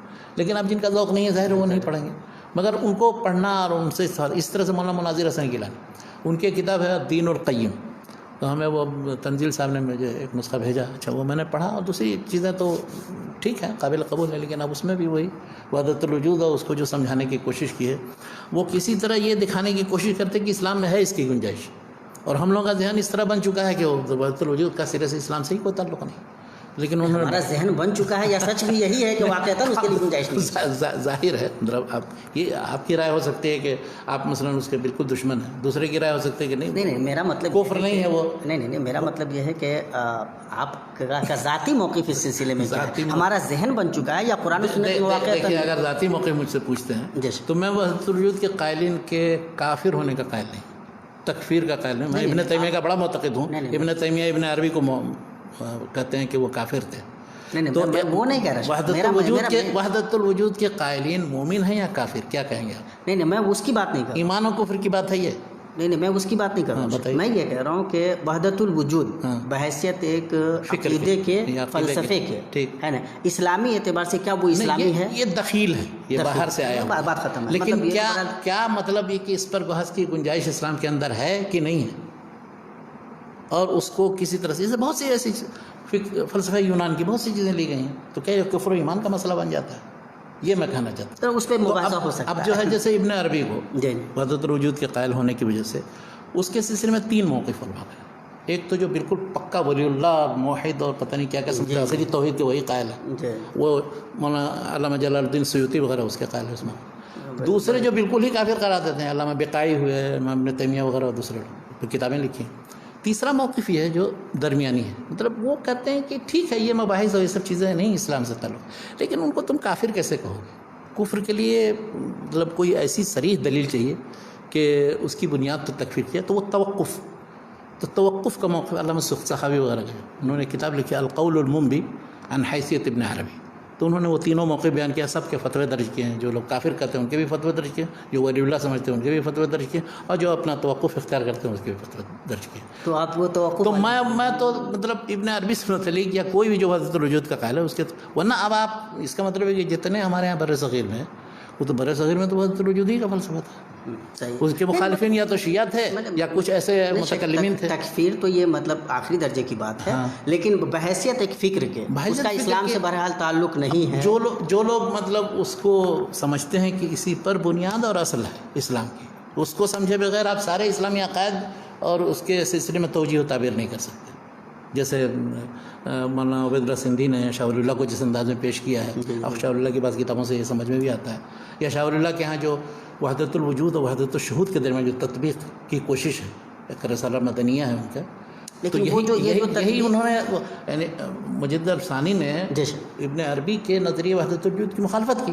انہوں نے کہا وحدت الشہود ہے، یعنی ہر سب کچھ یعنی حقیقی وجود صرف اللہ تعالیٰ کی ذات کا ہے اور دوسری چیزیں کوئی حقیقی وجود نہیں رکھتی. انہوں نے کہا نہیں، ہر جگہ اس کی تجلی ہے، اس کے اثرات ظاہر ہوتے ہیں، لیکن یہ کہ فی نفسی ذاتی طور پر اس کے اندر نہ حلول کیا ہوا ہے اللہ کی ذات ہے، نہ جو وحدت الوجود کا مفہوم ہے. یعنی وجود دوسری چیز کا ہے بھی، یعنی وجود اللہ کا بھی ہے، غیر اللہ کا بھی ہے.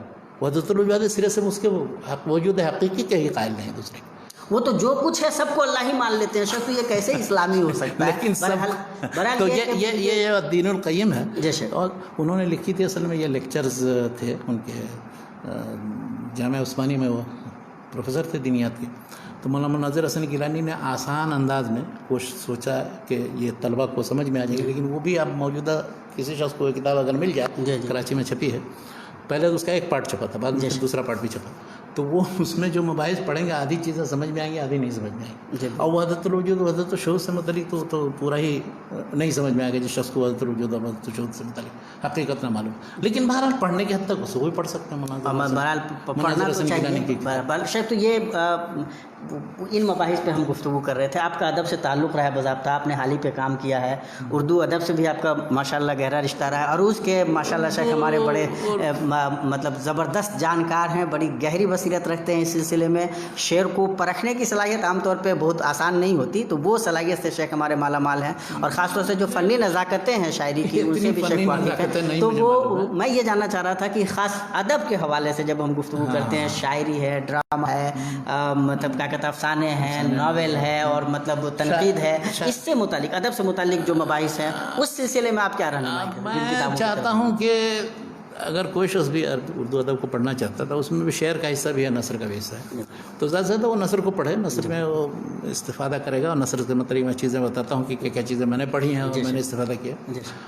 شعر میں تو میں تو کلاسیکل شاعری کا قائل ہوں، صاف بات. مطلب یہ جدید جب آپ کلاسیکل شاعری کہتے ہیں تو کیا مراد ہے؟ کلاسیکل شاعری یعنی جو پرانے جیسے نظیر پر آبادی ہیں، یا اس کے بعد مومن ہیں، غالب ہیں، اقبال ہیں وغیرہ.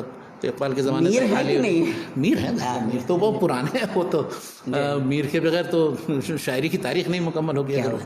تو ان لوگوں کا جو طرز تھا کہنے کا، چاہے وہ غزل ہو یا نظم، تو ان میں اور ان کا مطالعہ کرنا، ان کے جو مختلف انتخابات ہیں، انتھولوجیز، ان کو دیکھنا چاہیے، پیش نظر رکھنا چاہیے. اس لیے کہ ہر شاعر کا دیوانہ پورا نہیں پڑھ سکتے، آسان بھی نہیں ہے. بالکل مشہور کچھ غزلیں ہوتی ہیں یا نظمیں ہوتی ہیں معروف.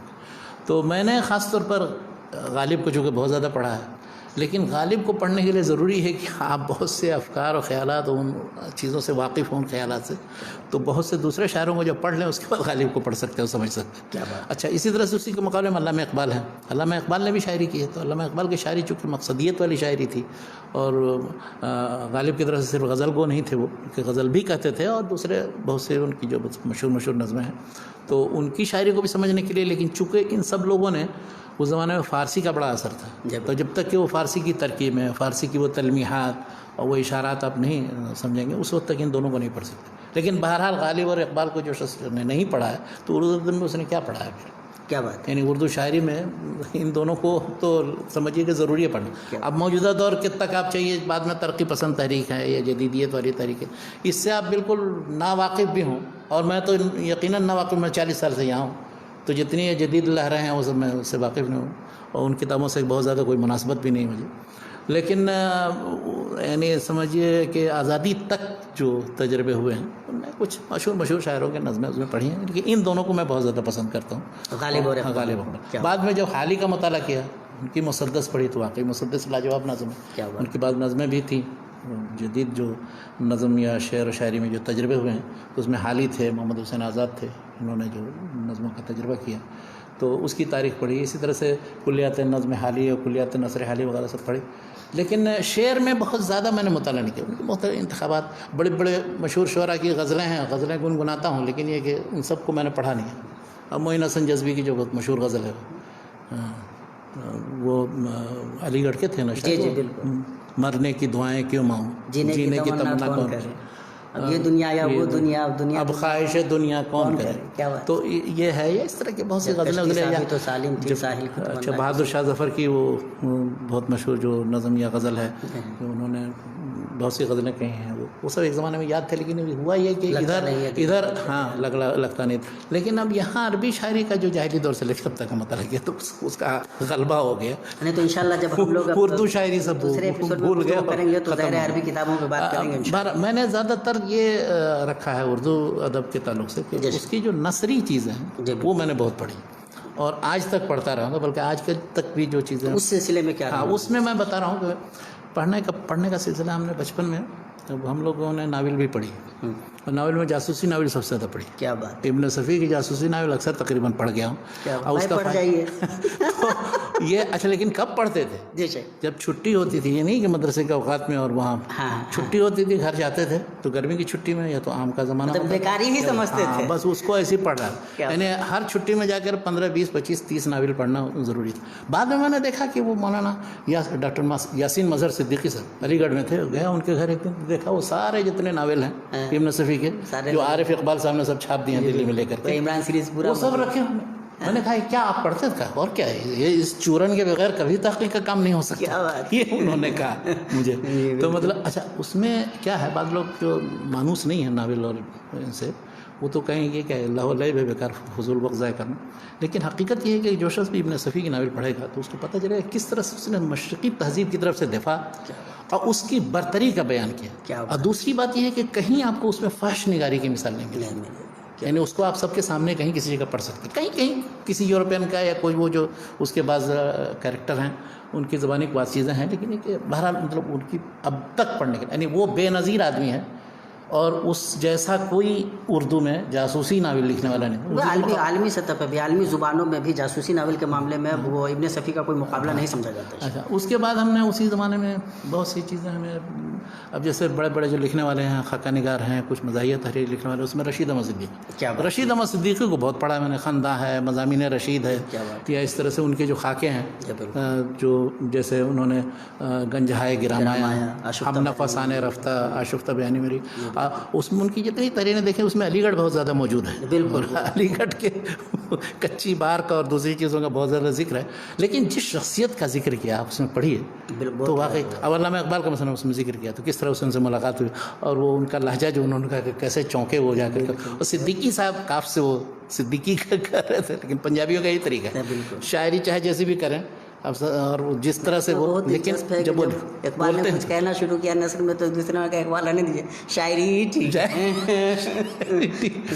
اچھا, اسی طرح مطلب مزاحیہ تحریروں میں پطرس کا جواب نہیں, تھوڑے سے مضامین ہیں, لیکن بعد میں لوگوں نے ڈھونڈ کر کے ان کے اور دوسرے بھی مضامین نکالے. ایک مجموعہ اچھا خاصا بنا دیا ہے کسی نے پاکستان سے چھپی ہے, کلیات پتر, لیکن وہ 11 مضمون کی وجہ سے وہ مشہور ہے. اس میں جو سویرے جو کل آنکھ میری کھلی, اس کو کوئی شخص پڑھے اور مرحوم کی یاد میں, یا اس طرح کی.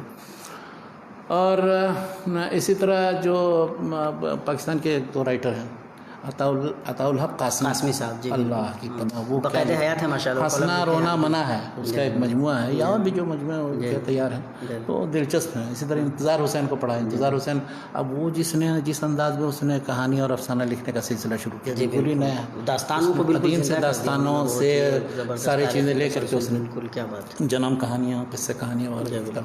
اچھا, اس کا ایک مجموعہ ہے بہت اچھا, علامتوں کا زوال, یہ انتظار حسین, علامتوں کا زوال. اس میں اس نے کیا کیا ہے کہ جتنی ہماری پچھلی جو تہذیبی روایات کے نمونے تھے یا وہ چیزیں, وہ سب ہم نے دھیرے دھیرے مغرب زدگی میں سب ختم کر دی.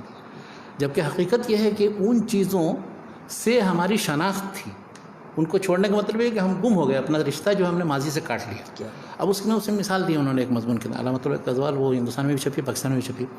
اس میں ایک مضمون انہوں نے لکھا کہ ہم لوگوں نے ترقی یہ سمجھ لی کہ ہم انگریزی سیکھ لیں, انگریزی حروف میں ہم اپنی ساری زبانوں کو لکھیں, اور اس کے بعد تو چنانچہ انہوں نے مذاق اڑاتے ہوئے لکھا, کہا کہ دیکھیے جاپان نے اور چین نے اپنے اسی دقیانوسی رسم الخط کو باقی رکھتے ہوئے کہاں تک ترقی کی. کیا بات کیا بات. اور ترکی نے اس زمانے تک ترکی نے اپنے رسم الخط کو یا اس طرح سے انڈونیشیا ملیشیا وغیرہ نے اپنے رسم الخط کو فرنگی حروف میں بدل لیا, رومن حروف میں بدل لیا, تو وہ کہاں پہنچ گیا تھا تصرف. بالکل. تو کہا کہ رسم الخط اصل یہ ہمارا ماضی ہے اور ہمارے ماضی سے رشتے کا سبب ہے. حقیقت یہی ہے. اس وقت ابھی ترکی زبان کے اندر جو پورا لٹریچر ہے وہ سب عربی رسم الخط میں تھا, جس کو انہوں نے اب موجودہ نسل کے لوگ سب پڑھ نہیں پاتے ہیں اپنے پرانی چیزیں. ظاہر ہے جب اس رسم الخط سے ہی واقف نہیں ہوں گے تو کیسے پڑھ. تو یہ مجموعہ جو ہے وہ بہت علامتوں کا زوال. اچھا, اسی طرح اب کچھ ایسی آبیتیاں بھی ہیں بہت دلچسپ قسم کی. اس میں مولانا آزاد کی جو ہے مولانا آزاد کی کہانی خود آزاد کی زبان ہے جو ملی آبادی نے مرتب کی, وہ دلچسپ ہے. اس طرح سے اپنی تلاش میں جو کلیم الدین احمد صاحب کی وہ بھی دلچسپ اپنے انداز کی. بلکہ آپ بیتیوں کے بارے میں اگر پڑھنا ہو تو نقوش کا ایک آپ بیتی نمبر نکلا تھا, 2 ضخیم جلدوں نقوش کا, تو اس میں سب لوگوں کی آپ بیتیوں کو, بلکہ حتیٰ کہ جو بر صغیر کے نہیں ہیں باہر کے بھی, ان سب کا نقوش کا آپ بیتی نمبر وہ پڑھنا ہو تو بہت سے لوگوں کی آپ بیتیاں, بہت سے لوگوں کی آپ بیتیاں ہیں, بہت سی نہیں بھی ہیں, لیکن جو آپ بیتیاں ہیں بہرحال جو دلچسپ قسم کی ہیں. اور سفرناموں میں ہم نے بہت پہلے وہ ایک تھے جو مزاحیہ نگار بھی تھے, بہت شاعر ہیں تو سنجیدہ ہیں, لیکن جب مزاحیہ نگاری کی ہے تو وہ اس میں سفرناموں میں کی ابن انشا. تو ابن انشا کی دنیا گول ہے, آوارہ گرد کی ڈائری, چلتے ہو تو چین کو چلی, یہ سب ہم لوگوں نے کئی بار پڑھا ہے. ماشاءاللہ اویلیبل ہے, آسانی اور اویلیبل ہے ساری چیزیں. ان کے کتاب بڑا البیلا شاعر, اردو کی آخری کتاب, تو اس نے سارے وہ تلمیحات کو بدل کر کے دوسرے انداز میں لکھا ہے, لیکن بار پڑھنے کے لائق ہے. اس نے ایک وہ جب جاپان پہنچتے ہیں تو ایک جگہ لکھا ہے, کہا کہ وہاں ہم گئے, ہمارے ساتھ ایک محقق وحید قریشی یا کون تھے, تو ہم تو بڑا خوش ہو رہے تھے کہ ماشاءاللہ اردو کی ساری کتابیں ہمارے یہاں اس لائبریری کے اندر ہے. جاپانی لوگ بڑی قدر کرتے ہیں اردو کی اور بہت پڑھتے ہیں, یہاں شعبہ بھی قائم ہے. ہم لوگ دیکھ کے خوش ہو رہے تھے. وہ وحید اختر صاحب یا کون تھے یا وحید قریشی, انہوں نے کہا یہاں کوئی مخطوطہ یا قلبی کتاب بھی ہے. تو ان کے بارے میں انہوں نے تبصرہ یہ کیا ہے کہ یہ محققین ایسے لوگ ہیں کہ جب تک کتابوں میں دیمک نہ لگ جائے اور وہ قدیم نہ ہو جائے, پھٹے پرانے اوراق نہ, اس وقت تک یہ چھوتے نہیں ہیں, ان کو مزہ ہی نہیں آتا. تو ہم لوگوں کا بھی وہی حال ہے, قدیم مخطوطہ کہیں رکھا ہوا کوئی جدید طبع ہوئی کتاب, تو اس مخطوطے کو ہم پہلے اٹھائیں گے, اس کو چیک کریں گے.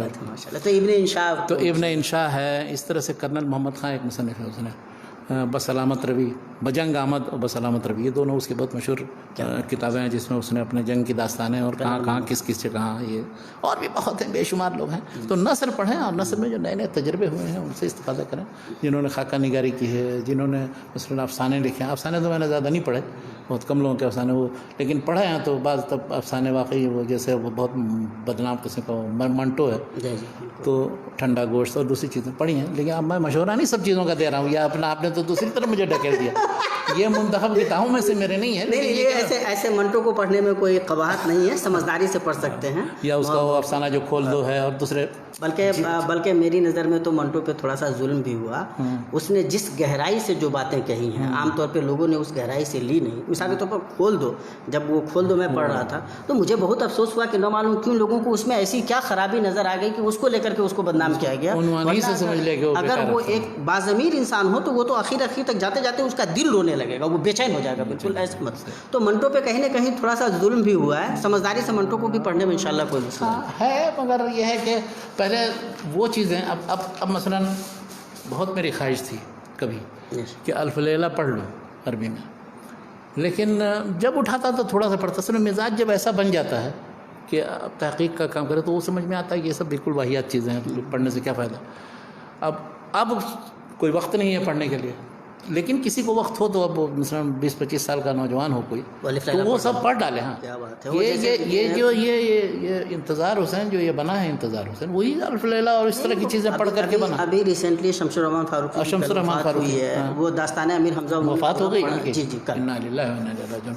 شمس الرحمان فاروقی سے ملاقات کی داستان میں نے بیان کی. جی بالکل. اچھا, ان کے تنقیدی جو مجموعے ہیں یا ان کی کتابیں ہیں ان میں وہ شعر غیر شعر اور نثر جی وہ میں نے پڑھی تھی، جس زمانے میں چھپی تھی بنارس میں. کیا بات ہے. شعر غیر شعر اور نثر، جی یعنی انہوں نے شعر اور نثر کے مقابلے میں غیر شعر بھی بنایا، جی جو شعر کے اصول میں تو ہے لیکن شعر نہیں. اچھا، اسی طرح شمس الرحمن فاروقی کا بحیثیت تنقید نگار کے ذکر کیا جاتا ہے، لیکن وہ جس کے بہت ایک عقیدت مند تھے، ان کی بات سے چیزیں جب میں نے پڑھی تو مطلب وہ شمس الرحمن فاروقی کیا دوسرے جتنے تنقید نگار ہیں یہ سب، احتشام حسین سب پیچھے دوسرے نمبر پر. وہ ہیں حسن عسکری. اچھا، حسن عسکری عجیب غریب آدمی تھا. مطلب وہ میرے خیال سے اردو تنقید نگاروں میں یا اردو کے ادیبوں میں بہت کم لوگ ایسے ہوں گے جنہوں نے فرانسیسی ادب کا اور تنقید کا اور شعر کا مطالعہ کیا. ان میں سے یہ ایک حسن عسکری. تو حسن عسکری کا ایک مجموعہ ہم نے کسی پرچے میں مضامین کا مجموعہ تھا جھلکیاں کے نام سے، وہ میں نے پڑھے. انہوں نے کہا یار یہ کیا ہے لکھنے والا، یہ تو مطلب بالکل دوسرے انداز میں. اچھا، وہ سارے ترقی پسندوں کے سخت مخالف تھے اور جدید تجربہ کے کو درست سمجھتے تھے، لیکن وہ تاریخی تناظر میں ماضی سے رشتہ جڑا ہوا. اچھا، بلکہ انہوں نے آخر زندگی میں کتاب لکھی، وہ مذہبی لوگوں کو بھی پڑھنے چاہیے، بلکہ اس کا مطالبہ ہی کیا تھا مولانا مفتی محمد شفیع صاحب نے. کہا تھا کہ یہ کتاب ایسی لکھ دیجیے جس میں مغربی فکر کی جتنی گمراہیاں ہوں وہ سب اس میں جمع کر دیجیے، آپ بتا دیجیے. اس لیے بیچارے معطوف ہو گئے جو ادبی گروہ ہے. ہاں جی. تو انہوں نے ایک کتاب لکھی جدیدیت کے نام سے، مغربی گمراہیوں کی فہرست. اچھا، وہ ہر شخص کو پڑھنا چاہیے. کیا بات ہے، بہت اسٹرانگلی شیخ ریکمینڈ کرتے ہیں. لیکن اس میں اب یہ ہے کہ بعض چیزیں اس میں مجھے عجیب غریب لگی. میں نے ان کا پورا مجموعہ منگوایا. جی ہو گیا وقت شاید. جی کہا اس طرح سے ہم تو بات کر سکتے ہیں. تو اس کو میں نے پڑھا تو اچھا بات چیز تو بہت اچھی ہیں اس میں، انہوں نے فکری گمراہی بتائی، لیکن مجھے سمجھ میں آیا پھر بعد میں انہوں نے وہ باتیں کیوں لکھی. اب مثلا وہ کیا ہے، جتنا ہمارا قدیم ورثہ ہے معقولات کا، منطق فلسفہ وغیرہ کا، اور اس سلسلے میں جو پرانے علوم فنون اور یونان فکر سے جو استفادہ ہے اس پر جو ہم چلے آ رہے ہیں، اس کا انہوں نے دفاع کیا. انہوں نے کہا کہ نہیں یہ چیزیں ہیں، ضروری ہے ان سب چیزوں کو چھوڑ کر کے ہم موجودہ دور کے صرف سائنس اور ٹیکنالوجی سے استفادہ کریں گے تو ہم ماضی سے کٹ جائیں گے. یعنی ان کا جو اپنا تصور ہوا یہ کہ اصل میں آخر عمر میں وہ تصوف کی طرف آ گئے، مائل ہو گئے، بالکل صوفی ہو گئے تھے. اور ایک بہت بڑا ایک مفکر ہے رینے گینو، تو رینے گینو سے بہت متاثر ہونے کے نتیجے میں بالکل ان کا نظریہ حیات، نظریہ تنقید سب کچھ بدل گیا. وہ بالکل تصوف کے اس میں چلے گئے. اچھا، اس طرح کے کئی لوگ ہیں عمر کے آخری حصے میں جا کر کے لوگ. ہاں، وہ بالکل اب جیسے سیشن ندوی ہو گئے اور بھی دوسرے بہت سے، ان کو یہ چیز سمجھ میں آتی ہے کہ ہم نے پوری زندگی ہم نے ضائع کر دی، یہ کیا ہے، کچھ نہیں، آخرت کی فکر کرو اور ان چیزوں پر توجہ دو. تو اب ایسا بھی ہے. تو انہوں نے جو جدیدیت لکھی اس پس منظر میں لکھی. انہوں نے بلکہ یہ کہا اس میں کمپیوٹر کی ایجاد ابھی نہیں ہوئی تھی یا اس کے سلسلے میں تحقیقات ہو رہی تھی، وہ چونکہ جدید ترین فکر سے واقف رہتے تھے، چاہے وہ فرانسیسی زبان میں لکھا جائے یا انگریزی زبان میں لکھا جائے. تو انہوں نے کہا کہ اب یہ جو زمانہ آ رہا ہے جس میں کمپیوٹر کی ایجاد ہوگی، مصنوعی عقل بن جائے گا، تو اس کا بہت برا اثر پڑنے والا ہے انسانی عقل پر اور اس پر. اب وہ دیکھیے ابھی اس وقت اس کے سارے مظاہرات. اب کمپیوٹر کے ایسے ہم محتاج ہو گئے ہیں، ایسا اس پر انحصار ہے کہ ابھی جو امریکہ کے اندر جو دھماکہ ہوا ہے، معلوم ہے کہ وہ اس پورے ایک علاقے کے سارا کنیکشن سب کٹ گیا. اور سب نشفیل میں جو ابھی کل پرسوں ہوا، تو اب خدا نخواستہ کبھی معلوم ہوا کہ گوگل ہی اڑ گیا تھا سارے کا علم لے کے لا علم من بعد علم شیء. اب آپ پھر کتاب ہی کا سہارا لیں گے، سب چیزیں جتنی آپ کے پاس محفوظ ہے سب ختم ہو جائیں گی، تو بالکل ہی انسان جاہل ہو جائے گا. تو ان کا کہنا یہی تھا کہ انسانی عقل بالکل ختم ہو جائے گی، بلینک ہو جائے گی، اور وہ ساری مصنوعی عقل کا غلبہ ہو جائے گا. اور اس لحاظ سے وہ ڈراتے تھے. جبکہ ہم لوگ یہ کہتے ہیں ہر جگہ ہر ملک میں ہر ایک کو کہتے ہیں کہ جدید ٹیکنالوجی حاصل کرو اور اسی یہی ترقی کا راز ہے. نہیں، مسئلہ یہ ہے کہ جو لوگ بیچارے حاصل نہیں کریں گے وہ پیچھے رہ جائیں گے. اس لیے ٹھیک ہے یہ مطلب وساوس یا خدشات، اندیشے اپنی جگہ پہ جائز بھی ہوں تو بھی دنیا کا ساتھ دینا ہی پڑتا ہے. نئی ہواؤں کے ساتھ نہیں چلیں گے تو آپ مطلب ٹھہرے رہ جائیں گے اور دنیا بہت آگے نکل جائے گی. تو یہ بھی سمجھنا بہت ضروری ہے. اور حالیہ تو شیخ وہ حسن عسکری سب تک ہم لوگ پہنچے ہیں، اس کے علاوہ اور لوگ جن کو آپ بہت سے مولانا ابوالکلام آزاد کی غبار خاطر پڑھیں. غبار خاطر میں بیٹھ کر کے فرضی طور پر کیسے خط لکھا ہے مولانا عبدالرحمن شیروانی کو، اور اپنے ساری چیزوں چڑا چڑے کی کہانی ہے، اور صبح جو ہے فجر سے پہلے اٹھ کر کے اور کس طرح چائے تیار کرتے تھے، اور چائے پر جو گفتگو کی انہوں نے وہ پڑھی. وہ اپنا اسی طرح جو خطوط اور ہیں، جیسے ابھی مجنو گورکھپوری نے جو تنقیدی مجموعہ ایک ان کا، وہ بھی خطوط ہی کے نام پر فرضی ایک محبوبہ کو فرض کر لیا ہے اور اس کے نام خطوط ہے، اور وہ سوال کرتی ہے یہ جواب دیتے ہیں. تو اس میں یہ ہوتا ہے کہ آدمی لگا بدھا نہیں رہتا ہے کہ علمی انداز میں ایک مقالہ لکھنا ہے تو اس میں کچھ اپنی طرف سے نہیں ڈال سکتے. یہ تو ہوئے ایسے لوگ کہ جو ادب اور تنقید وغیرہ کے لوگ ہیں. لیکن اکثر میں نے جو اردو میں پڑھا ہے وہ ان محققین کو پڑھا ہے کہ جو اب تحقیق کے میدان میں سید صلی اللہ ندوی کا ذکر ہے. لیکن اب وہ سید صلی اللہ ندوی تو خیر دینی اور تاریخی چیزوں میں تحقیق کی جو ادبی تحقیق وغیرہ کی لیکن ایک جو ہے بالکل بت شکن محقق وہ ہے محمود شیرانی. کیا بات ہے. تو محمود شیرانی تو ایسے تھے کہ انہوں نے کسی کو خاطر میں نہیں لا کر کے اور ان کے سارے مقالات کا مجموعہ چھپ گیا. اب مثلا محمد حسین آزاد نے جو کتاب لکھی آب حیات، تو آب حیات میں اس نے اردو شعراء، اردو شاعری اور ادب کا تاریخی جائزہ لیا ہے. لیکن اس میں اتنی تاریخی غلطیاں ہیں، اتنے زیادہ معلومات کی غلطیاں ہیں کہ انہوں نے کتاب لکھی آزاد بحیثیت محقق. وہ آزاد ابوالکلام آزاد نہیں ہے، یہ محمد حسین آزاد. کیا بات. تو انہوں نے ان کا پورا کچا چٹھا نکال کر کے. اسی طرح سے علامہ اقبال، علامہ شبلی نعمانی کی شعر العجم، شعر العجم فارسی تاریخ، شاعری کی تاریخ. تو اب انہوں نے وہ تنقید شعر العجم کے نام سے ایک اچھی خاصی موٹی سی کتاب لکھ ڈالی. تو کسی کو تنقید کے ساتھ ساتھ تحقیق کا بھی جذبہ ہو تو وہ شیرانی اور شیرانی کے مقالات سے بہت. اس طرح کے چوٹی کے 4-5 محققین تھے. یہ ہیں. دوسرے قاضی عبدالودود ہیں. قاضی عبدالودود سے تو ملاقات بھی ہوئی تھی پٹنہ میں خدا بشتاوی میں. تو وہ بھی اسی طرح سے اردو اور فارسی ادبیات اور شعر وغیرہ کے میدان میں. اچھا حالانکہ خود ملحد ٹائپ کے آدمی تھے کوئی، مگر اب جو شخص جس میدان میں اتر جاتا ہے اس میں. ایک تھے اور عبدالستار صدیقی. عبدالستار صدیقی لسانیات کے میدان میں تھا. بہت سی زبانیں جانتے تھے، عبرانی جانتے تھے اور دوسری جرمنی سے انہوں نے PhD کی تھی. اور ان کے مقالات کا مجموعہ میں 2 جلدوں میں بھی چھپا ہے. ایک جلد چھپی تھی لکھنؤ میں، بعد میں پھر دوسری جلد چھپی ہے پاکستان میں. تو یہ اس طرح کے جو محققین. اچھا اسی طرح اسلامیات کے فیلڈ میں یا عربی زبان کے فیلڈ میں جیسے علامہ عبدالعزیز میمن یا معصومی صاحب ابو محفوظ الکریم معصومی، یا اسی طرح سے مالک رام، ان کو بھی محقق سمجھا جا سکتا ہے. انہوں نے بہت سی کتابوں کی تدوین اور تحقیق کا بھی کام کیا ہے. وہ ہیں یا رشید حسن خان جنہوں نے اردو املا اور دوسری بہت سی کتابیں ایڈٹ کی ہیں. تو وہ بھی مگر ان لوگوں کو ان لوگوں کی کتاب اگر محقق بننا ہے تو تحقیق کیسے کی جائے کیا. ایک تھے اور تنویر احمد علوی، تو انہوں نے کئی لوگوں کے دیوان بھی مرتب کیے انہوں نے، بلکہ ترتیب و تدوین متن سے متعلق، تحقیق کے متن سے متعلق کتاب بھی ان کی ابتدائی کتابوں میں سے جو آج سے 50 سال ہو گئے. میری ملاقات بھی دلی میں ان سے تنویر احمد علوی سے ہوئی. تو ان کے سارے مرتب دیوان جو ہیں مجلس ترقی ادب لاہور نے چھاپے. تو اس طرح کے جو محققین ہیں ان کو پڑھنے کا فائدہ. ایک تھے ڈاکٹر نذیر احمد، وہ بھی فارسی کے آدمی تھے، علی گڑھ میں تھے، اور بہت سے فارسی شعراء اور اسی طرح سے فارسی تذکرہ نگاروں ان سب پر بہت لکھا. ان کے مقالات اگر جمع کیے جائیں تو 10-12 جلدیں. جو مشہور محققین ہیں شیخ ان کی کتابوں کو ریکمینڈ کرتے ہیں. اس میں ایک نام چھوٹ رہا ہے جو تینوں میدان میں ہیں، عربی فارسی اردو تینوں کی، اور اسلامیات کے میدان میں. وہ ہیں امتیاز علی عرشی صاحب. عرشی صاحب میمن صاحب کے شاگرد تھے. اچھا کیا بات ہے. اور پٹھان تھے. وہ وہاں پشاور میں پڑھا تھا انہوں نے، ابتدائی شاگردوں میں سے. اسلامیہ کالج پشاور میں ان سے پڑھا، ابتدائی شاگردوں میں سے. تو انہوں نے عجیب طرح کی ہر میدان میں تحقیق کیا. انہوں نے غالبیات کے بھی ماہر تھے. اس طرح سے اردو اور اردو میں پشتو کا حصہ ایک کتاب ان کی، پشتو زبان کے اثرات اردو پر کیا ہے. اچھا اسی طرح ان کے مقالات کا ایک مجموعہ ہے جو پاکستان میں بہت پہلے چھپا تھا مجلس ترقی ادب سے. اس میں تحقیقی مضامین ہیں. انہوں نے ذوالقرنین سے متعلق کا مقالہ لکھا ہے کہ اس کی تفسیر مختلف لوگوں نے کیسے کن تفسیروں میں کی ہے. کیا بات. تو اس میں ایک مقالہ ان کا بہت ہی دلچسپ قسم کا ہے، نہج البلاغہ، جو خطبوں کا مجموعہ ہے اور علی کی طرف منسوب کیا جاتا ہے. تو اب وہ اکثر تو سب گڑھا ہوا ہے اور لوگ یہ سمجھتے ہیں کہ پورا کا پورا ہی گڑھا ہوا ہے، شریف رضی نے گڑھ دیا. لیکن انہوں نے یہ دکھایا ہے کہ نہج البلاغہ کے اندر جو موجود خطبے ہیں حضرت علی کی طرف منسوب، ان میں سے بہت سے پچھلے ماخذ کے اندر ہیں، یعنی 5ویں صدی سے پہلے کے ماخذ میں بھی موجود، اور انہوں نے پھر وہ چیک کر کے انہوں نے دکھایا ہوا. تو وہ مطلب عربی کے میدان کے بھی تھے، کئی عربی کے دیوان بھی ایڈٹ کیے ہیں کئی شعراء کے، فارسی کے بھی تھے، اردو کے بھی تھے، اور جس میں جو ان کو سمجھ میں آتا تھا وہ لکھتے تھے. پوری زندگی وہاں رضا لائبریری رامپور میں تھے اور وہیں.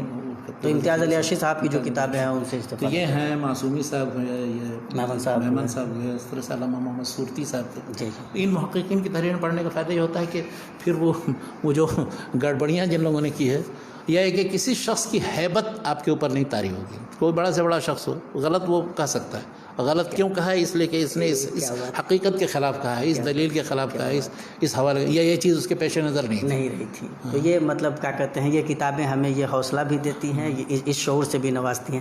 ہم شیخ کے بے انتہا شکر گزار ہیں. ہمارا آج کا وقت جو اردو زبان میں لکھی گئی کتابوں سے متعلق ہماری گفتگو تھی. بس کہاں سمندر سے ملے پیاسے کو شبنم، بخیلی ہے یا رزاقی نہیں. تو بڑا تگڑا ہے وہ آخر والا اقبال، اس کی وجہ سے معطوف بھی سمجھے جاتے ہیں. خیر بہرحال آج کا ایپیسوڈ ہم انشاءاللہ آئندہ عربی زبان میں لکھی گئی کتابوں سے متعلق شیخ کو ہم زحمت دیں گے. پھر انشاءاللہ انگلش زبان میں لکھی گئی کتابوں سے متعلق بھی شیخ کو زحمت دیں گے. شیخ کا مطالعہ الحمدللہ کافی وسیع ہے اور نظر کافی الحمدللہ چاروں طرف شیخ دیکھتے رہتے ہیں. اور ہمیں اندازہ، ہمارے دوستوں کو بھی جو ہمارے ناظرین ہیں ان کو بھی اندازہ ہو رہا ہوگا کہ زبان اور کیا کہتے ہیں فکر، علم، فقہ، دین اور عقائد، ان ساری چیزوں کو ملا کر کے ایک شخص جو آپ کے سامنے مطلب وہ دریا کو کوزہ میں بند کرنے کی کوشش ہو رہی ہے، وہ چیزیں ہم پیش کرنے کی کوشش کر رہے ہیں. اللہ تعالیٰ شیخ کو بہتر بدلہ دے، جن سے ہم طلبہ اگر استفادہ کرنا چاہیں تو انشاءاللہ ہمارے جو آفاق ہیں وہ بھی وسیع ہو سکتے ہیں. ہم بھی انشاءاللہ اپنے آپ کو بنانے کا کام کر سکتے ہیں. تو ہم گزارش کریں گے کہ جن کتابوں کی طرف اشارے ہوئے ہیں، جن مصنفین کا ذکر آیا ہے اور یہ کہا گیا کہ ان کی کتابوں سے استفادہ کیا جا سکتا ہے، تو ان کی اہمیت کو ہم سمجھیں، استفادہ کریں. ویڈیو کو زیادہ سے زیادہ شیئر کریں، لوگوں تک پہنچائیں، نیکی میں اپنا حصہ بنائیں. انہی چند کلمات کے ساتھ اور شیخ کے لیے یہ دعا کرتے ہوئے کہ اللہ تعالیٰ صحت عافیت کے ساتھ شیخ کا سایہ تا دیر ہم پر قائم رکھے تاکہ ہم شیخ سے استفادہ کر سکیں. آپ تمام کے شکریہ کے ساتھ مجلس کے اختتام کا اعلان کرتے ہیں. السلام علیکم ورحمۃ اللہ وبرکاتہ.